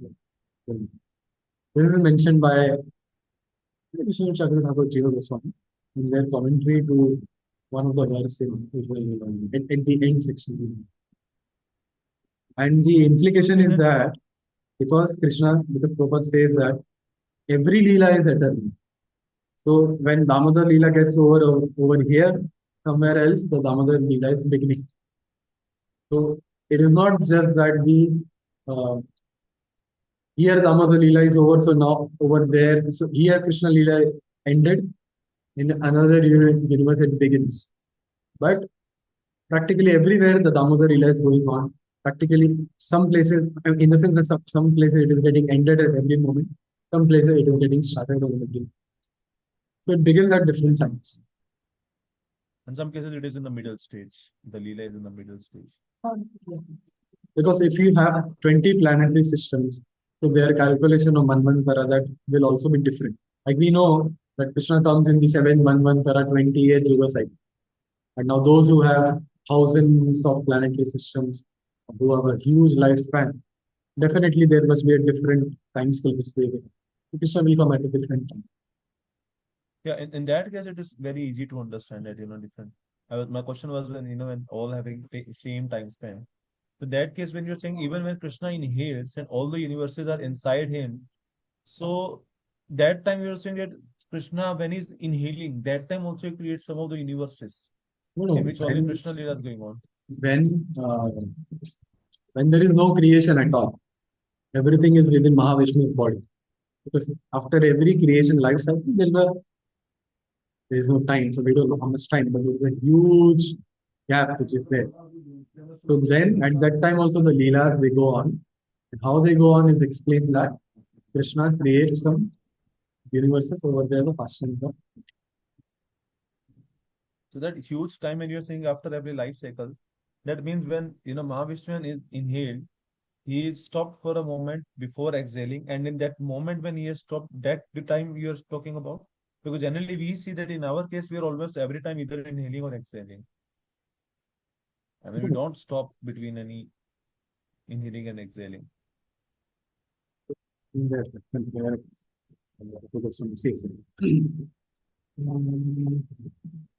other pastimes of the nature of occupation, particularly unlimited sequence of the for the pound.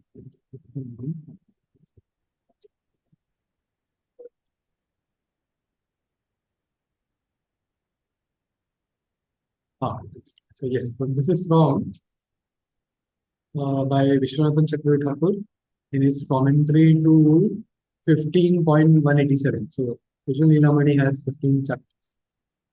Hero, explaining.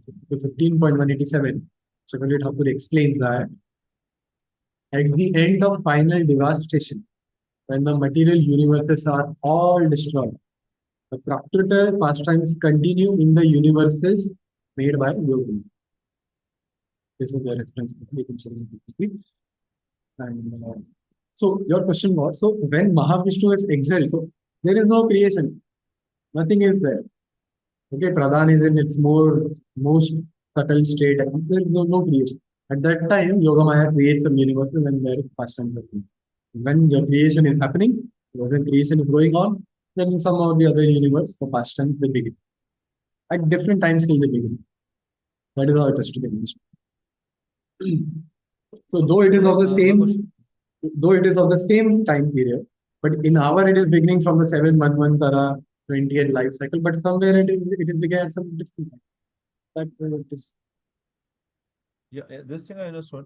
When this particular scenario is there, when all are for same dimensions and have same time duration, that time when Mahavishnu inhales and all the universes are going inside. You mean during that time, Yogamaya is creating some universes for the sake of the Leela can go on when he's inhaling that time. Not when he's inhaling, after he has inhaled. Okay, so you mean after he has inhaled and before he exhales, there is a some time gap, and No, that we have to time, understand. We have to understand that it is not that every time he exhales there is a creation, every time he inhales there is a destruction. It is not like that. okay, When he exhales there is a creation. If there is a creation, so when he exhales there is a creation, and when he inhales, the universes they are destroyed. But then it is not that immediately another cycle of creation begins. It begins after a long period of time. Between that time, the Lord may inhale, exhale. Definitely, he will inhale, or he may not inhale, exhale. I mean, we don't know the description. But it is not necessary that he has to. Whenever he exhales, there has to be creation. When he desires, it happens.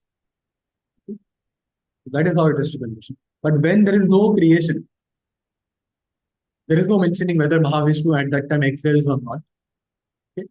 And there is no rule that whenever he exhales, there is a creation. Whenever he inhales, there is a creation. But we know that when he desires, when he exhales, there's a creation. And if they are of the same form, so when he's inhaling, then all the universes they are coming. Or those whose stipulated period, time period is within that inhalation, those come and others they remain. So like that it is there. And during the time when there is no creation, then also Yogamaya creates some universes and the pastimes. Clear? okay. So in summary, whenever is it inhaling or exhaling, it's not compulsory that he will be doing creation. It's up to his own desire that during a particular exhalation, inhalation wants to create. And if at some point of time after inhalation, when all the universes of same type and that he has inhaled and there is no more creation, then Yog Maya creates the universes for the sake of the Leela. Also, it Am I has to right be to assume? understood. Yes. Also, it has to be understood when the universes are of different forms. Okay. So some are remaining for, let's say, for X number of years. Some of them remain for 10x years. So Mm. X universes they are destroyed, they come back, but the other will remain for other time. But after some time, they will also come back. So they are also destroyed. They also come back, and then there is no creation. It is never that some universes they are created and they are inhaled, other universes are continuing, and at the same time, the Mahavishnu again creates. So he exhales everything, then there is no creation, and then he begins.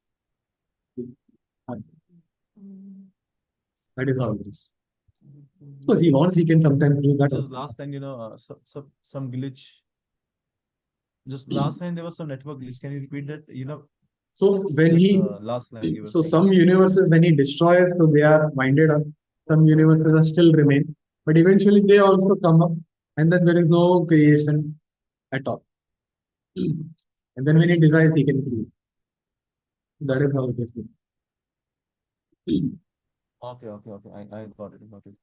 And one more question, Koji, that I had is like this Brahma. You are saying three types. So you are saying that Rup Goswami, he says that Viraj and Chaturmukha they are the same, but Vishwanath Chakravarti Thakur says that they both are different. Is it? No, no, no, no. I am not saying the verse which he quotes because he says Vairaj Brahma is there and he creates the universe and he creates does the creation. So Baldev in the ocean, he says that he has merged, like how we have the story of Vara, two Varas being merged. So Baldev in the ocean, he says that the Vairaj and Chaturmukha, Rupa Goswami has merged that into one title. Because he says that Vairaj is there and he only creates. Vairaj is different form and Chaturmukha he creates. But they all are form of Brahma only. So he has kind of merged it. He's not saying he is one and Vishnu. They are not, there's no contradiction. But Baldev Vidabhushan Prabhu is clarifying it. Like how we have the story of Vara being merged. It's not that Bhagavatam is saying there is only one Vara. But he just merged. He has just merged. Why merging? It's the same form. It's the same Brahma. Okay. And Hiranyagarbha, you are saying that it is I mean, it's meant for the purpose of enjoyment and it is the sum total of all living entities, you're saying. Yes. So because we have that all the living entities, Lord Brahma is conscious of. So he knows what is happening. So if we enjoy something, he also partakes of that. Even Devtas, they partake. The idea, so if I see something very amazing to my eyes, so the eye demigod is also enjoying because he is in charge of it. The demigods they also enjoy through all the senses. And then Lord Brahma he is the creator of the universe. So he is also enjoying um, all the living entities. It is not just human beings or every. But like in case any case the Brahma is a pure devotee, like in our case, we know that now at present, this point of time, Brahma is a pure devotee. So I mean is it not that he won't be interested, would not be interested in such enjoyment, petty enjoyment? He enjoyment comes now. It is up to him to relish of it first. Okay. Second, not this when Shastra they talk about sometimes they are speaking about general. So sometimes it is not necessary that Brahma is always a Vaishnava. Sometimes Brahma is a non-Vaishnava. Yeah. And also enjoyment is coming. Now it is up to him to relish it. Okay. To meditate upon that enjoyment or not. It is coming to him. So what is the meaning of this thing? That Hiranyagarbha Brahma is subtle and is what do we say that Because is no one can see. Mahatattva. No one can see. Only the Lord can see. Devta can also not see. And that body is composed of Mahat. So our body is made up of five gross elements. The Agni Dev, in his body, Agni is most prominent. In Vayu is most prominent. In uh, Varuna, water is very prominent. So similarly, Brahma, exalted position. So his body is made up of intelligence. Mahat. So how it so his hands are also intelligent. Now what it exactly means, I don't know. You just have to imagine. Entire body, I mean, you can just imagine. So we have intelligence. We cannot even see our intelligence, but his hands, eyes, everything is made up of intelligence. Is made of Mahatattva or intelligence. Mahatattva is Brahmastra. intelligence. Okay. Mahatattva is the English translation, great intellect. Like Buddhi, we have discussed yesterday. This Yes, yes. intelligence is not the intelligence, the ahankar in the Rajas. This is a different Mhm. intelligence. Buddhi. And this Vairaj and Chaturmukha, their body is made of not made of Mahatattva. But that is also, we don't know exactly what it is made up of, but that is also very subtle. Okay. Okay. But Okay. that must also be because we hear that Brahma is. His body is made up of intelligence. So that is also very subtle. Because In a way, Devta like, there, yeah, in a way, like, Hiranyagarbha is most subtle. Although Viraj and Chaturmukh are also made of intelligence, but they're not as subtle as Hiranyagarbha. we Okay. can see none of them. Devtas can see Lord Brahma and Vairaja, but they cannot see Hiranyagarbha. It is for in our perspective, all are subtle, but there are gradation in subtlety. So just one thing that, in when the lotus sprouts, upon that the Brahma is sitting, that is Chaturmukhi Brahma, na? When the Yes. lotus sprouts. And where from this Hiranyagarbha and Viraj comes, if you could, We don't know exactly where now they are exactly. But the Vairaja the Brahma is source. the form of the lotus which we have is the Vairaja Brahma. Okay. And Okay. the Okay. samasti of or the totality of all the living entities, that is the Hiranyagarbha. So because there is no other description which is given. So they just mention this. Okay. Exactly it means okay. Okay. Okay. So now we will move further. Now uh, coming back again to Ilavatsa Varsha. So the Meru in between is surrounded by four supporting mountains, which are at 1,000 distance from Meru. They are 10,000 yojanas in length and height. Length, height. And they are golden in direction. And on top of that, on top of each, there is a from starting from the east direction. That is starting from Mandara. So Mandara has mango tree. Meru Mandara has a rose apple. That's a jambu tree. Suparshva has the Kadamba tree or Mahakadamba, and Kumuda has the banyan tree. The size of the trees are 100 yojanas wide and 1,100 yojanas wide and 1,100 yojanas in height. So they are taller than our planet. And their branches they spread to a distance of 1,100 kilometers. So if that tree was on our planet, it would have covered entire our planet. On these four mountains, we have the four lakes also, made up of milk, honey, sugarcane juice, pure water. And the celestial beings, Siddhas, Charanas, Gandharvas, they kind of they use the water from this uh, this lakes, and also the demigods and all of them they enjoy it. Now the fruits which are there, the dimensions they are as big as mountain, 129. So they are like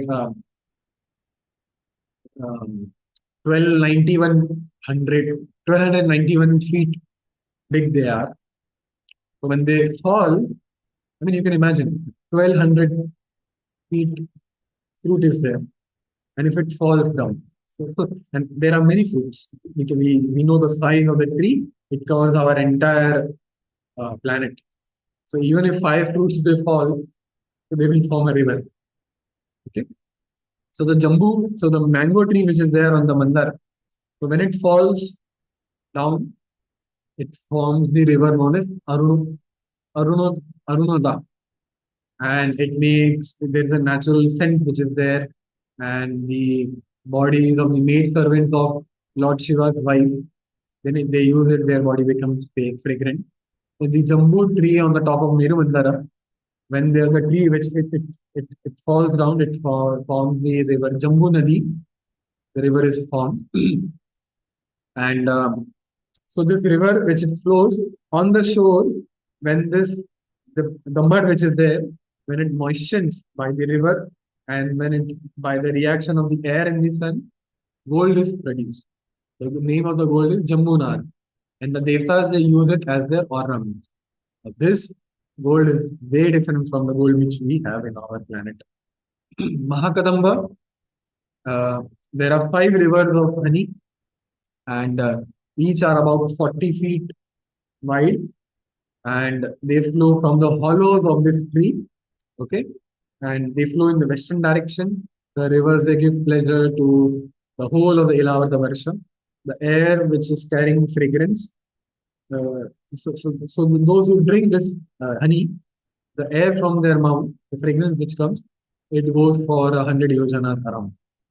Then on the northern side, we have the banyan tree on top of the Kumuda mountain, and many rivers they flow from the branches of this tree, and they give happiness to the Ilavatavars, and they fulfill all the desires such as milk, yogurt, honey, ghee, molasses, food, greens, cloth, bedding.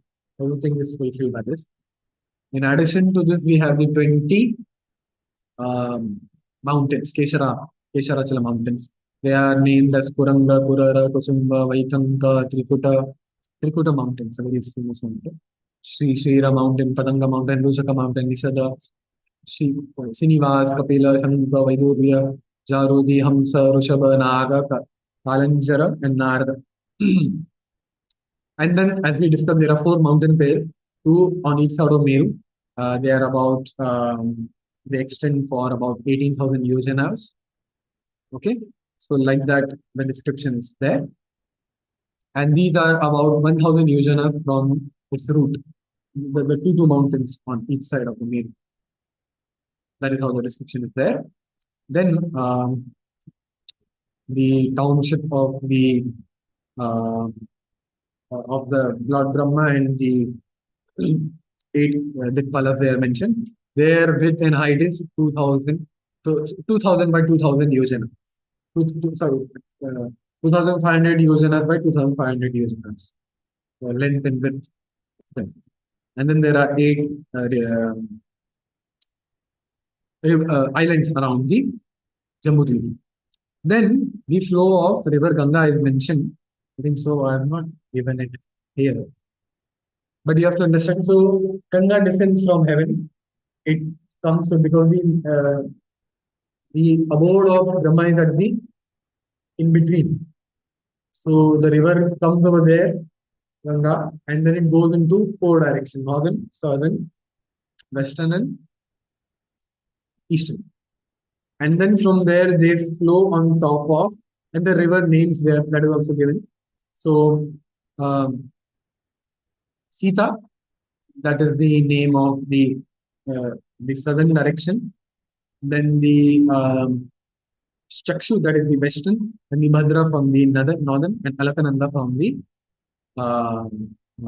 this our eastern direction. So they fall on this Meru, top of Meru on Lord Brahma's abode. Then they go to the northern, western, eastern, western direction of Lokpala. From there they fall on the Kesharachal mountain, and from there they fall on the top of the mountains which are the boundaries of 8 varshas. So they skip over them. Okay? It is not that they go through it, but they skip over it. That is how the description is here. So they fall on Kesharachal mountain directly on the. So Alaknanda is it is the western direction. Chakshu is the west. The southern direction is the Alaknanda. Chakshu is the western. Bhadra is eastern, northern. And Sita is the east. So from Meru, then to Kesharachal mountain, then on the mountains which are the boundary, on top of it. From one boundary, it goes to the other top of the other boundary, and at the end, it flows through the entire Bharatavarsha. So that you can see. The other 8 varshas, apart from Bharatavarsha, they are like the Bhauma Swarga, people who enjoy in Swarga. After that, their period is over, they come here, and remaining year they enjoy here for 10,000 years. They are literally enjoy years, and they enjoy too much of enjoyment was there. Now the prayers which are offered. So Ilavarta Varsha, the so prayers, I think so in a table we can actually summarize. Yeah. So Ilavarta Varsha is presided by Lord Shiva, and he prays to Lord Sankarshan.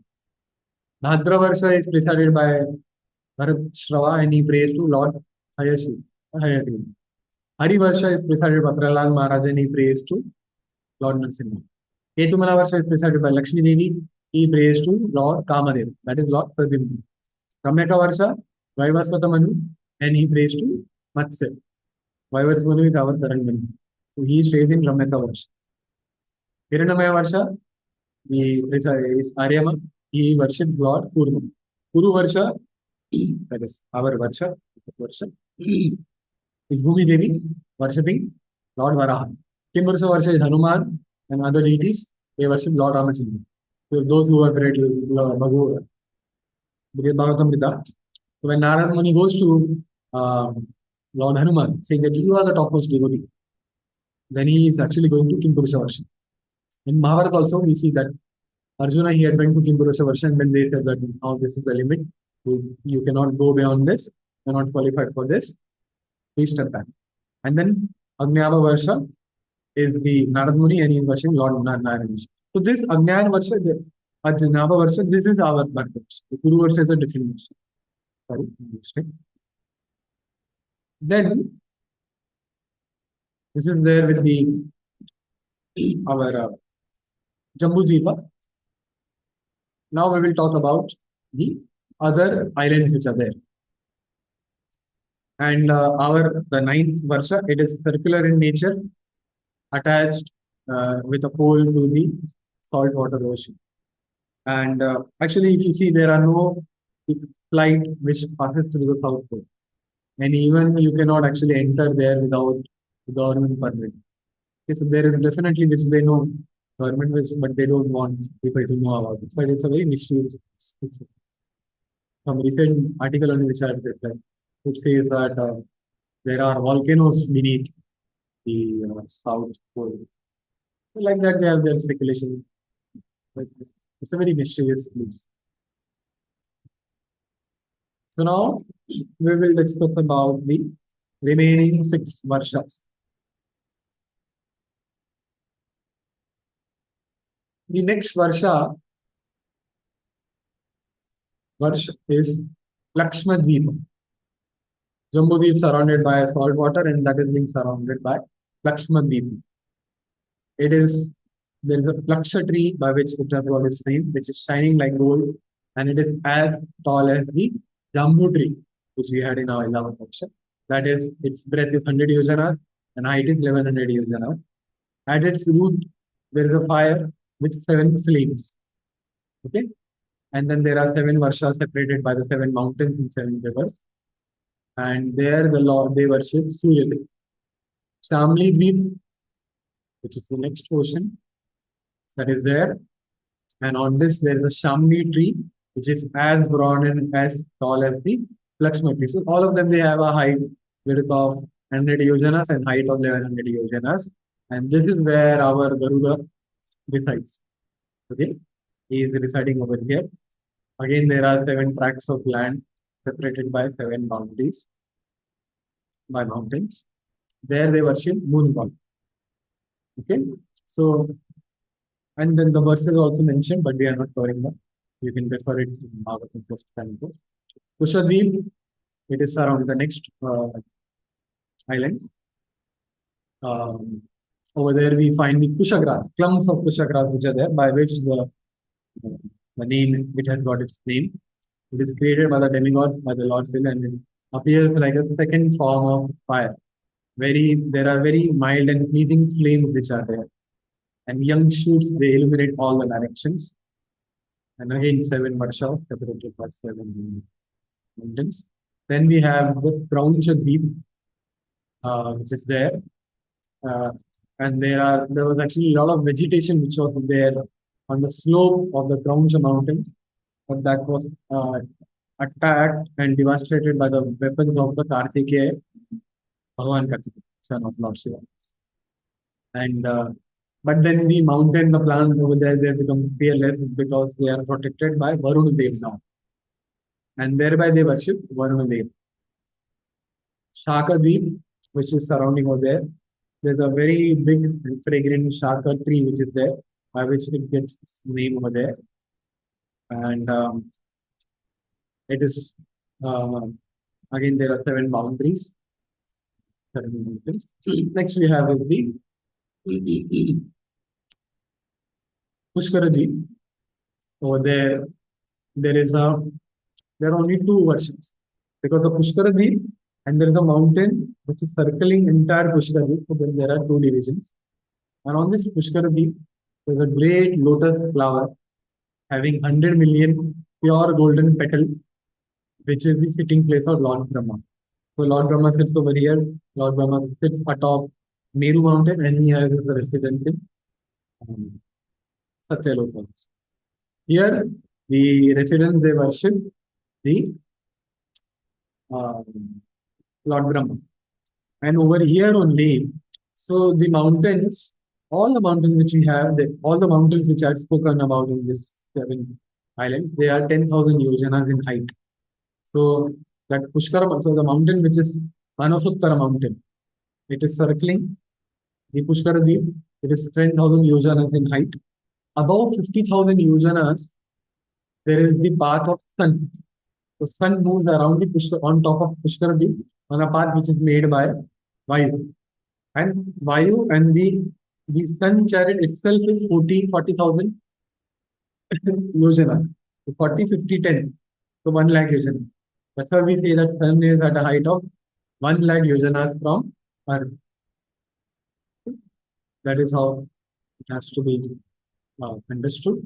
Now, beyond this Pushkar Deep, then there is the ocean of sweet water, which is again the same width as the Pushkar Deep.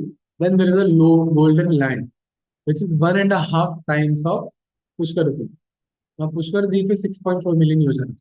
So, 1.5 times of that is 9.6 million yojanas.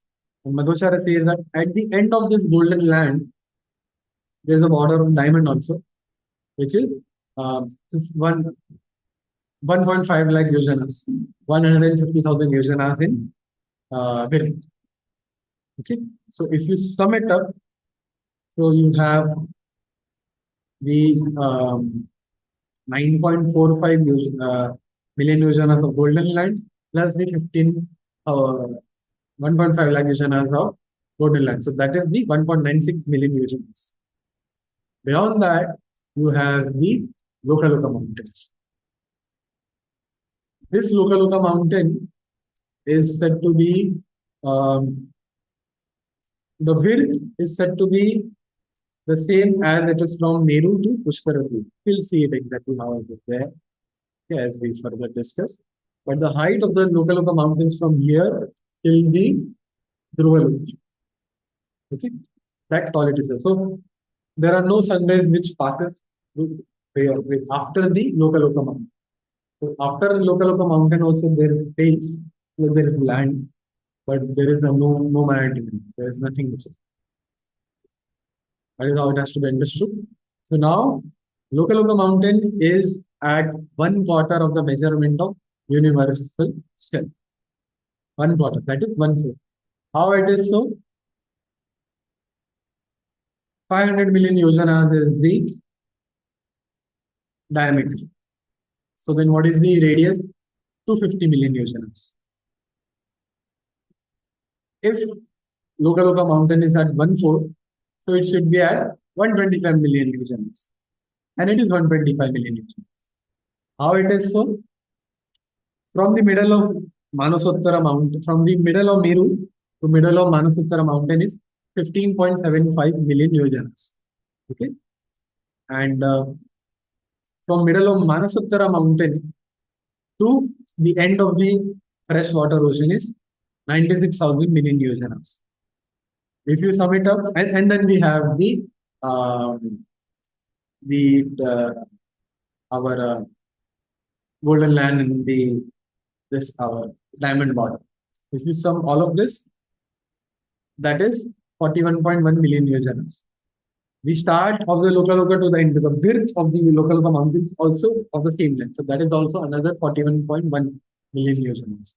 So if you sum up 41.1 to 41.1, that is the 82 million yojanas.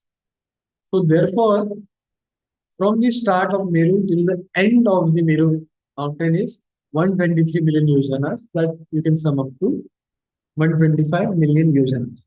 And then from from Loka mountain to till the end of the Brahmanda is again 125 million yojanas. So in that way, it is 250. That has to be understood. Okay. So the distance from the start of Lokaloko mountain to the end of Lokaloko mountain is twice. Sorry, I messed it up. So from the beginning till the end, till the start of Lokaloko mountain is 41 million yojana, and twice of this is the Lokaloko mountain. So 82 million. 82 plus this 41.1 comes out to be 125. This is one fourth. And then again another 125, that is the half, that is the radius, and twice of this is the diameter. So is this clear? Any doubt on this? Otherwise, we will proceed further. I think in my notes I have mentioned this. Sorry, in my notes it is given. You can calculate also all of this. Okay, it's very easy. Okay, let us calculate our own self. So, Jambuji and is 1 lakh yojanas. Okay, and river, the ocean is also 1 lakh yojanas. So, but we have to take the radius, so it is half of Jambuji. So 0.005 on page number 5, the table is given 0.05 plus 0.1, that is 0.15. Then the Plakshadweep, it is the double of Jambuji, so 2 lakh yojanas, and the river is also of same length, so 2 plus 2. And then we add it, it is 0.52.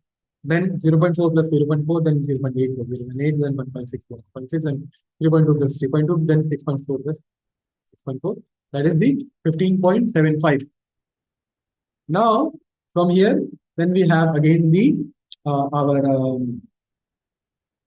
track of 15.75, and then we have the golden land, which is there. That is 9.45, which is there. And then again, we have the 0.15 of our golden line, which is there. So then that again sums up to, from the middle of the Manasutara Ocean to the other end is the 96,000 million yojana. And then the golden land measures for 15.75 million yojanas. And this total sum up to 41.1. Double of this is a local amount in 88.2. If we add all of this, that is 123. And beyond the local mountain is also of the same length. So that is how the calculation is there. If there are any doubts, then please tell, otherwise we will then continue. 15.75.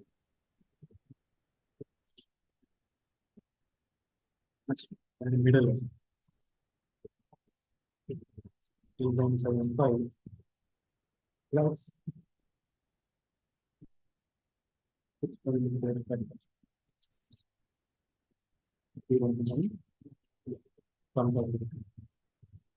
So now moving further, so now this is our horizontal description of the Jambudvipa in a very succinct way. If you see on page number 6, we have the subterranean planets. So 16,000 yojanas is beneath our Mount Meru. Then Atala, Vitala, Sutala, Taratala, Mahatala, Sura, Patala. 7 planetary systems are there. All of them, they have a height of 10,000 yojanas. And the intermediate gaps between them is the 3,000 yojanas. Plus, and beneath Patalalu, there is the 11,000 yojanas Earth further extension. So, if you sum up all of this, it comes out to be 1 lakh yojanas, which is perfectly accurate. This is how it is there. Okay, so if you see, so we are discussing, it may seem like this jumbo beam, but it is in this, but it is not in this. It is like an inverted basket which is there. So Jambudweep is at top, but as we go down below the other islands, there is a pyramidical structure which is there. And the distance from Pushkaradweep to Jambudweep is of 1 lakh yojanas. So Pushkaradweep is in line with the Patala region. And that is why we say from Pushkaradweep, it is at a height of 1 lakh yojanas. But and Patala from Patala, it will be the mount, the Jammu River at a height of 1 lakh Jonas. Therefore, we have the sun in line with our planet Earth. Okay? Because if it was beyond 1 lakh Jonas from Earth, from sun, you would have hardly seen sun. Of course, moon is, we still see moon, but the heat we would have not experienced. So that is how it has to be understood. So Pushkar Deep is in line with the there is a statement that the Pushkar Deep is in line with Patala. How it is to be reconciled? It is in a basket. And it is not just for the sake of reconciling. Even Google Varanam, Vadiras Tirtha, he has mentioned this. It is not just everything is for reconciliation. This is what mentioning is going. Now, on the Lokaloka mountain, the four elephants are situated, and there is a abode of the Lord which is there. Okay, that is being mentioned. So Vishnu, along with all his uh, associates, he has an abode over there. So Lord Brahma, okay. So there are four Gajapati, Vrishabha, Pushkarachuda, Vamana, and Aparajita. They are on the top of Lokaloka mountain on each of the four directions. And then there is Lord Vishnu also, he resides there. Now,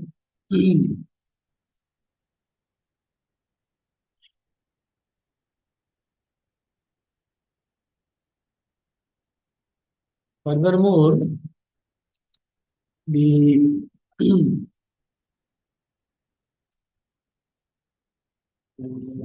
first should we cover this?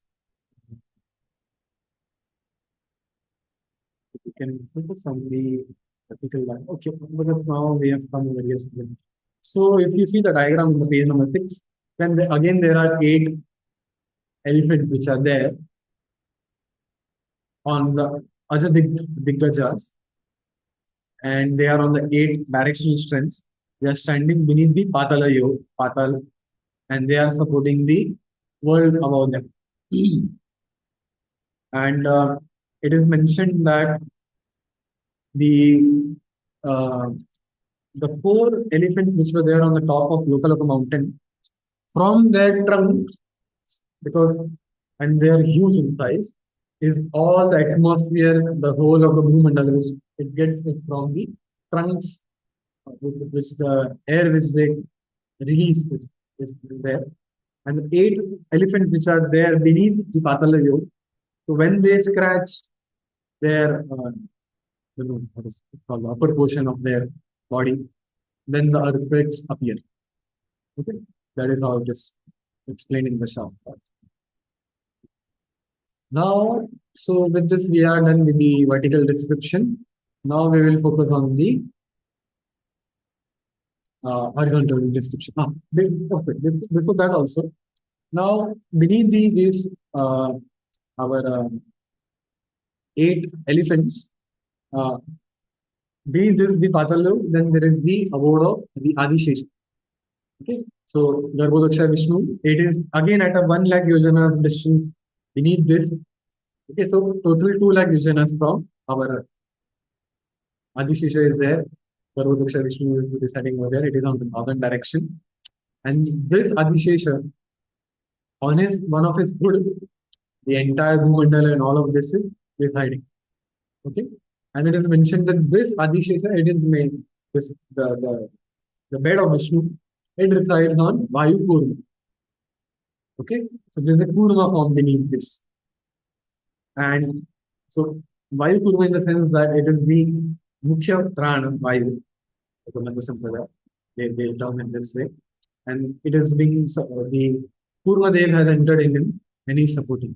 Now also, as we know, I think so I've attached the image. If you see the image on page number 8, so you have the universe, you have the 8 the bigger elephants, and over there then you have the Ashta, you have the Sheshna which is there, Lord Vishnu is there, Kurmudev is there who is supporting, and then outside, then the Garbhodaksha portion which is there, it is of 249.8 million yojanas. Okay, because 2 lakh yojanas and then 249.8 million yojanas. The total is 250 million Yojanas, which is the diameter. And this universe with the coverings, it is residing on the Vishnu Kurma. This is the Lord Kurma which we have. If because he is handling the universe with its layers, otherwise we would have sunk into the Karana Viraja river. And it is mentioned that for Adishesha, he feels the weight as like a mustard seed, negligible. But for Vishnu Kurma, it is said that the the Brahman with all the avaranas, with all the layers, the weight which he feels is like that of an atom, fully, fully like negligible. No weight is there which he feels. Okay, so that is how the Bhogola Varanam. This is from Bhogola Varanam. They explain this. Also, one more point which I have to explain is that if you see on okay, so see, let's go serial wise.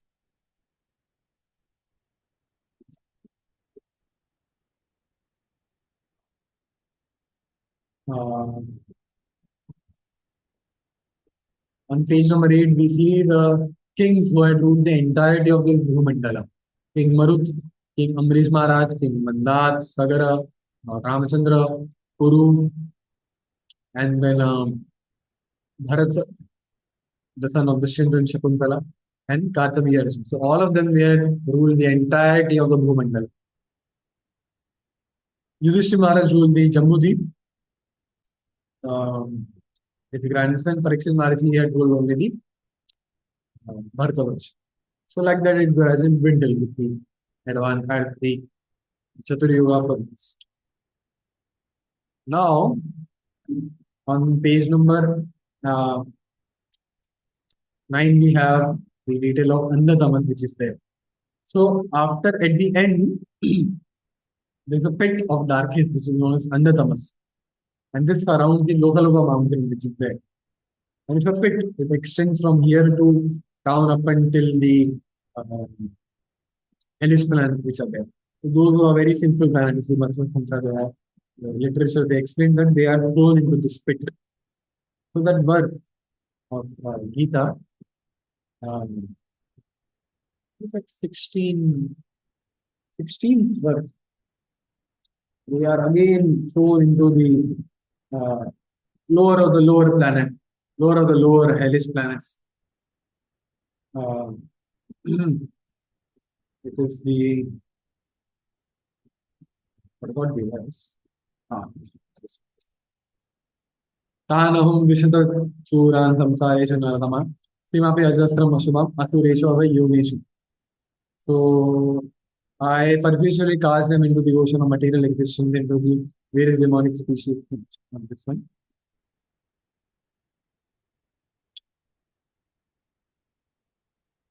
So I'll find the exact verse. But it is mentioned that they are again they fall into the darker and darker ocean, into darker and darker thick darkness. That is this under Thompson. Very, very simple plans. Then on page number 10, we have this pyramidal this structure. Now, the chariot of the sun, it has one wing and there is an axle which is there. This axle is connected to the bottom of the Miru Parvat, exactly opposite to the Lavana Ocean. And the second axle is connected to the Dhruva, which is there. The moon is 1 lakh yojanas from sun. That is explained. Page number 11, we'll see tomorrow. Comes day, night, and all those things. On page number 12, you have some significance about the number of uh, 108. You can see the ratio and average. So now on page number 12, the second table which is there, it is very important for us. So sun, if you take the sun as the reference, moon is at 1 lakh yojanas above sun. The nakshatra ganas, they are at 3 lakh yojanas above moon. Shukra graha is 2 lakh yojanas above the constellations. Buddha is again 2 lakh yojanas above Shukra. Mangal, Ngarak is again 2 lakh yojanas above Mercury. Jupiter is again 2 lakh yojanas, Saturn is again 2 lakh yojanas. Saptarishi, they are 11 lakh yojanas above Shani, and the pole star is 1.3 million yojanas above the Sun. And the sum comes out to be 3.8 million yojanas. And on page number 13, you find the entire description. So above Dhruvaloka, 10 million yojanas above Dhruvaloka is Maharlok. Double of this 20 million yojanas is Janalok. 4 times this above is Tapalok. Like 1.5 times of this is the Satyaloka. And the sum total is 233.8. Then there is a free space. Over here, there is the Vaikunta planet also. There is a Vaikunta planet beyond Satyaloka also. That is, we'll see that. That is how it is mentioned. And Sun is at 1 lakh yojanas above our planet Earth. Okay, so Bhumandala, which is mentioned, it is 0.1 minus 0.1 below Sun. Now, the width of the, so this is the height of tall. The width is mentioned as of Maharloka, Janaloka, Tapaloka is, and Satyaloka also, 50 by 3, which is that.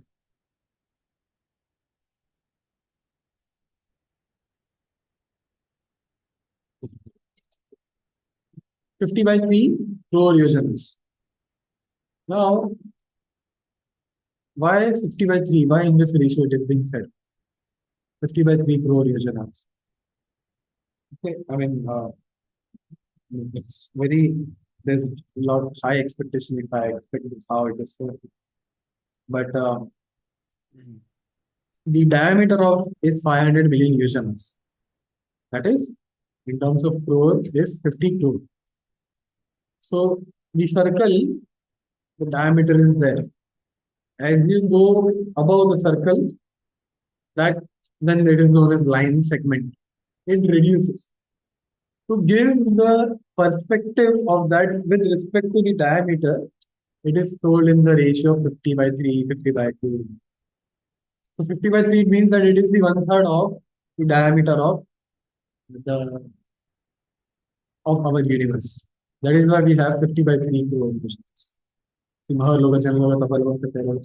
have 50 by 3. That is roughly comes out to be 16.3, 16.6 crore yojanas.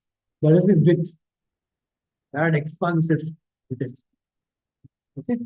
And if you see Satyaloka, it is 120 million yojanas above. And that is how, so entirety, so up until Tapaloka, it was 113 million yojanas. And the total is 250. So 250 minus 113 is about, just the exact number. 250 minus 113 is 137. And that is why almost half is our Brahmalo is. So when we hear that half is filled by Garbhodaka ocean, and the other half which is remaining, 250, almost half of that is by Satya, because it is filling 113. Okay. The is 137 million yojanas. So 125, so 250 and half of that is 125, and it is the area covered is 130. And that is the lotus of the stem which we have.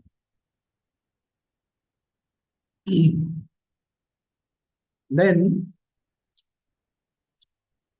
the covering of the is mentioned. We know the earth covering is 1,000 million yojanas. That is 100 crore yojanas. If you divide, because 1 crore has 10, so 1,000 by 10 is 100. So 100 crore yojanas. And each of the subsequent layer, earth, water, fire, air, ether, ahamkar, mahatatva, tamas, rajas, sattva. Sometimes they say there is mind intelligence, but it is included in that because ahamkar only has the mind intelligence, so it is in that. And after Mahatattva, you have the layer of Pradhan. If you read Bhagavatam Gita, it has talks about Pradhana layer. We'll see it at the conclusion. But Pradhan is consisting of Tattva Rajas. So that is how it is understood. So each of them subsequently 10 times bigger. So in our, so I did the calculation, I mean, put it in that way. If you see, it is in the form of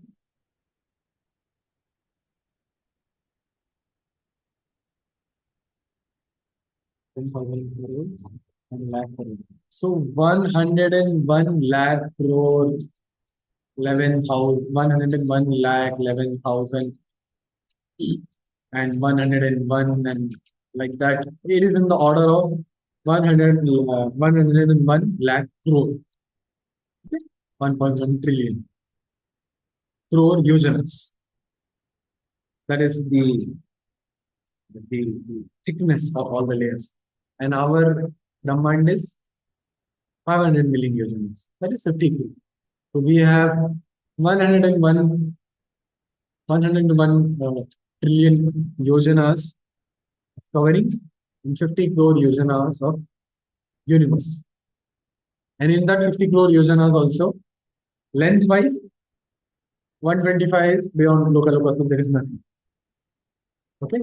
And Lokaloka itself has 82.2. So in 41.1 million yojanas is what we, play our, which is about 4 crore yojanas. 41.1, if you do it in crores, it is 4 crore yojanas. This is in breadth wise. Height wise, half is occupied by um, ocean. What is the ocean? Garhodaka ocean. In other half is what we play around. So it is insignificant. Why these layers are there? Because it is protect us from other material world. The Viraja water should not enter. That is why we have this layer. It is protective glance and protective layer. And if I'm not mistaken, I had read it somewhere. I don't remember it from where I read. From these layers only, Lord Brahma actually takes the ingredients and he creates the universe. I read it somewhere exactly. I don't remember where, but very hard to mention. Now, in page number 15, the sun is at 1 lakh yojanas. Moon is 10,000 yojanas above sun. Below 10,000 yojanas below sun, okay, is Rahu. 10,000 yojanas below Rahu is Siddharth, Karanas, Vidyadharas. 79,900 yojanas is Yakshas and Rakshasas, or it is 100 yojanas above our this movemental. So Antariksh extends downward below as far as the wind blows and the clouds float in the sky. However, there is no more air. The sky between the heaven and earth is called the Antariksha. This Antariksha measuring 2 lakh vision is joined to them on both its sides. Antariksha joins the top of the earth and the bottom of the heaven. So that is how it is there. Then so this we have covered. This again. So Lord Anantashish, this his mood is it itself measured for like 1 lakh vision. That's why we have 2 lakh yojanas and the Garbhodaksha ocean is 249.8 yojanas. Somewhere we had read it 249.9, but precisely it is 249.8. And in this way, we have everything there. The last para is a very nice para. From this, we can actually enter into Kala Chakra. Just as bulls yoke together and fixed to the central post, thresh right thread around the pivot without deviating from their proper position. One bull being closest to the post, another in the middle, third in the outside. So all the planets, luminaries fixed in the zodiac, Kala Chakra, revolve around the pole star this way in their respective orbits, sometimes higher, sometimes lower, till the end of the kalpa, propelled by the wind. That's why there is a change in the speed. We'll study it, retrograde and back. And so the planets supported by matter and the Lord, moving by their past karmas, do not fall to the ground. Thus, the planets are made to rotate constantly around Dhruvaloka are the inconceivable force of the Lord's time energy being connected by the rope made up of winds known as Prabhava, uh, Parvartaka Pravaha wind. Precisely, the name is there. That is how it functions. And um, also, forgot one to mention one point that as we studied that beyond the universe layer we have Vishnu Kurma, which is okay. This Kurma is different from the Vayu Kurma. That Vayu Kurma is beneath the uh, our Sheshnath, okay, and it is within the material body. It is somewhere it is floating in the Garbhodoka ocean. But the Vishnu Kurma is beyond the our universe, and it is such the gravitational force which we have. Okay, so if you see everything, it falls down. So it moves downward. So that gravitational force is pointing towards the Vishnu Purma, which is there in the beginning. So Google Varnam, it mentions this. That is how it is mentioned. So now, if there is any doubt, you can ask. Otherwise, for today, uh, in a very fast-paced way, we have covered. If you see Bhagavad cosmology course of uh, our Avnisha Guru, then I think so he has taken about, don't remember, twice he has taken, but there are many sessions, more than 20 sessions which are there. In a very fast-paced way. It is difficult, I know it is very difficult. If possible, to revise it, best is you go and read Bhagavad Cosmology. The PDF is also now available on internet. Or you go purchase the book, read it in a physical form, and uh, you can also listen to his class, his Bhagavad Cosmology. It is also there on his channel. His channel's name is Systematic Study of Human Body, SBN PP. That is the name of the channel. You will get it that you can study. Okay. Also, you can this this lecture also if you you know again and again revise with the notes with the notes which are shared or better with the Bhagavad cosmology book, you will understand it. Okay. So in that way, gradually you will understand. It takes time. Okay. I have the Bhagavad, I mean, the reference in front of me. So many things I have to speak, but I have it in my mind because now repetitively this is being done. So that's why I had it. It was first time I had read it. The book was launched in 2019, the Bhagavad Cosmology. And in 2019, I had read it in a more detail I had studied in 2020. So 5 years back, kind of I had studied it. So that is how now fluently, not fluently, now sometimes even I forget the details, which is there. So it takes time. It is a hard work. Okay. Uh, those who are interested study in more further detail. Otherwise, what is there is there. What we have the takeaway is to see the magnanimity, uh, the magnificence of the creation of the law. There was one topic which was remaining, which we will cover tomorrow. Please remind me. For last 2 days, somehow it is getting postponed, and that is the abode of Lord Vishnu within the material world. It is very well. It is being described. Okay, so that we will cover tomorrow. Um, just marking it down so that I remember. Are there any doubts? Uh, well, just wanted Just a to. second. About this, I cannot hear.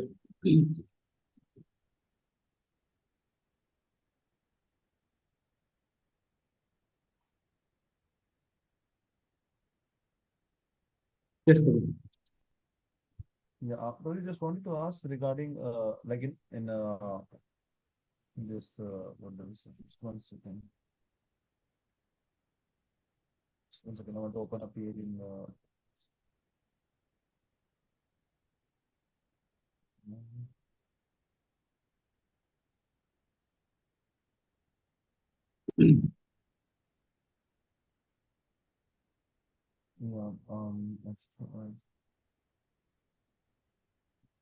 yeah. So these 28 hellish planets, they are situated in the below Patal log in the 11,000 yojanas that are there extra Earth. This is where the 28 hellish Yes, planets are yes. situated. Yes. I forgot to mention that. 28 planetary English planets are there. They are below the Partha region. 11,000 users on each other. That is where they are. And we have 28 English planets, but just now I remember. But so these are the prominent ones. But in other Puranas, there are many more hellish planets which are mentioned. I don't Yeah, remember the that's what name, but was there are thousands. in You know Garud the Puran. There words? are thousands. No, I don't know about the because in Garud Puran there are lot more narkas are mentioned. Uh, these are the 28 are the prominent ones, Yes, but all of them are there. They're only there. Now you may say how it is there, but no, this is a hellish planet focused only for punishment, so they are not huge in size.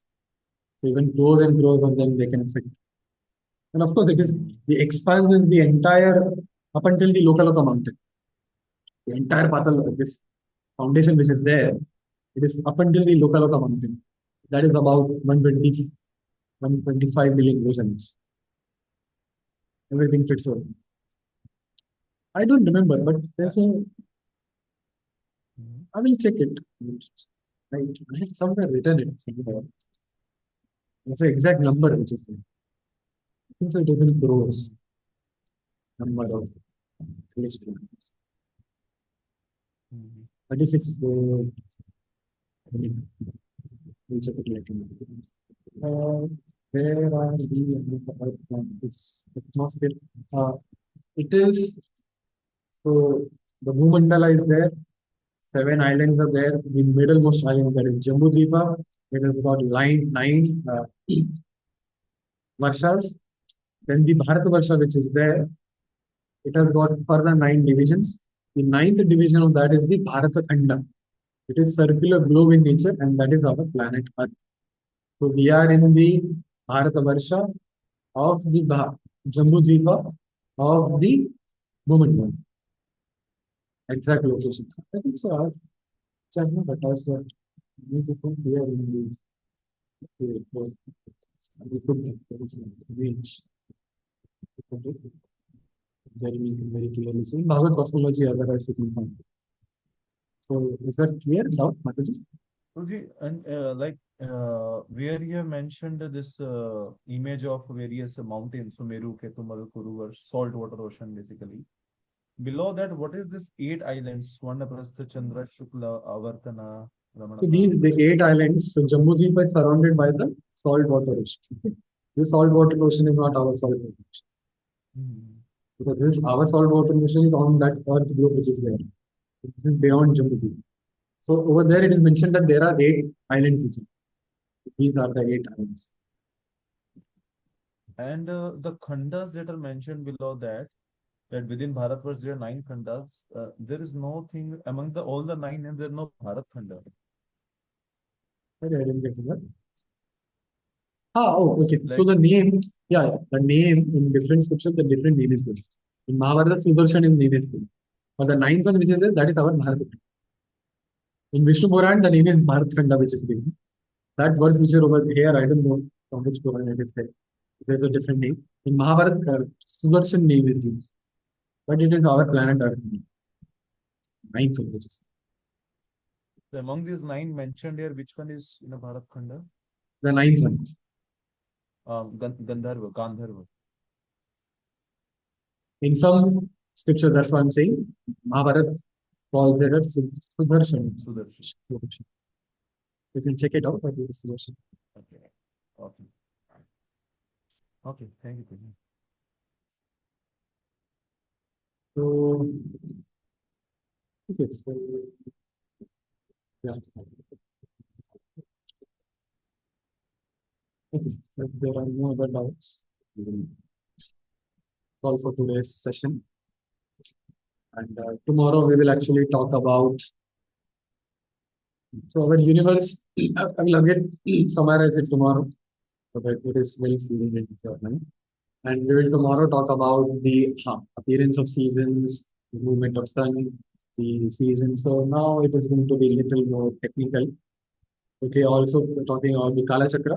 Kala Chakra is actually inclined. So tomorrow we want to finish as much as possible so that on next Saturday. So tomorrow, I forgot to mention this. The Friday, actually, in the poster, this Friday's class was given, but actually the plan was to cover it in next Friday because It is related more to the Kalachakra, so we can sequentially cover. But instead of Friday, I hope we will okay, if tomorrow take the class. Tomorrow, that is Monday. Okay. So tomorrow we will take the class. Therein we will talk about these details. And the more we are able to cover tomorrow, the better it is. So that we have a full whole day dedicated to Jyotisha, Panchang, and that thing we can discuss.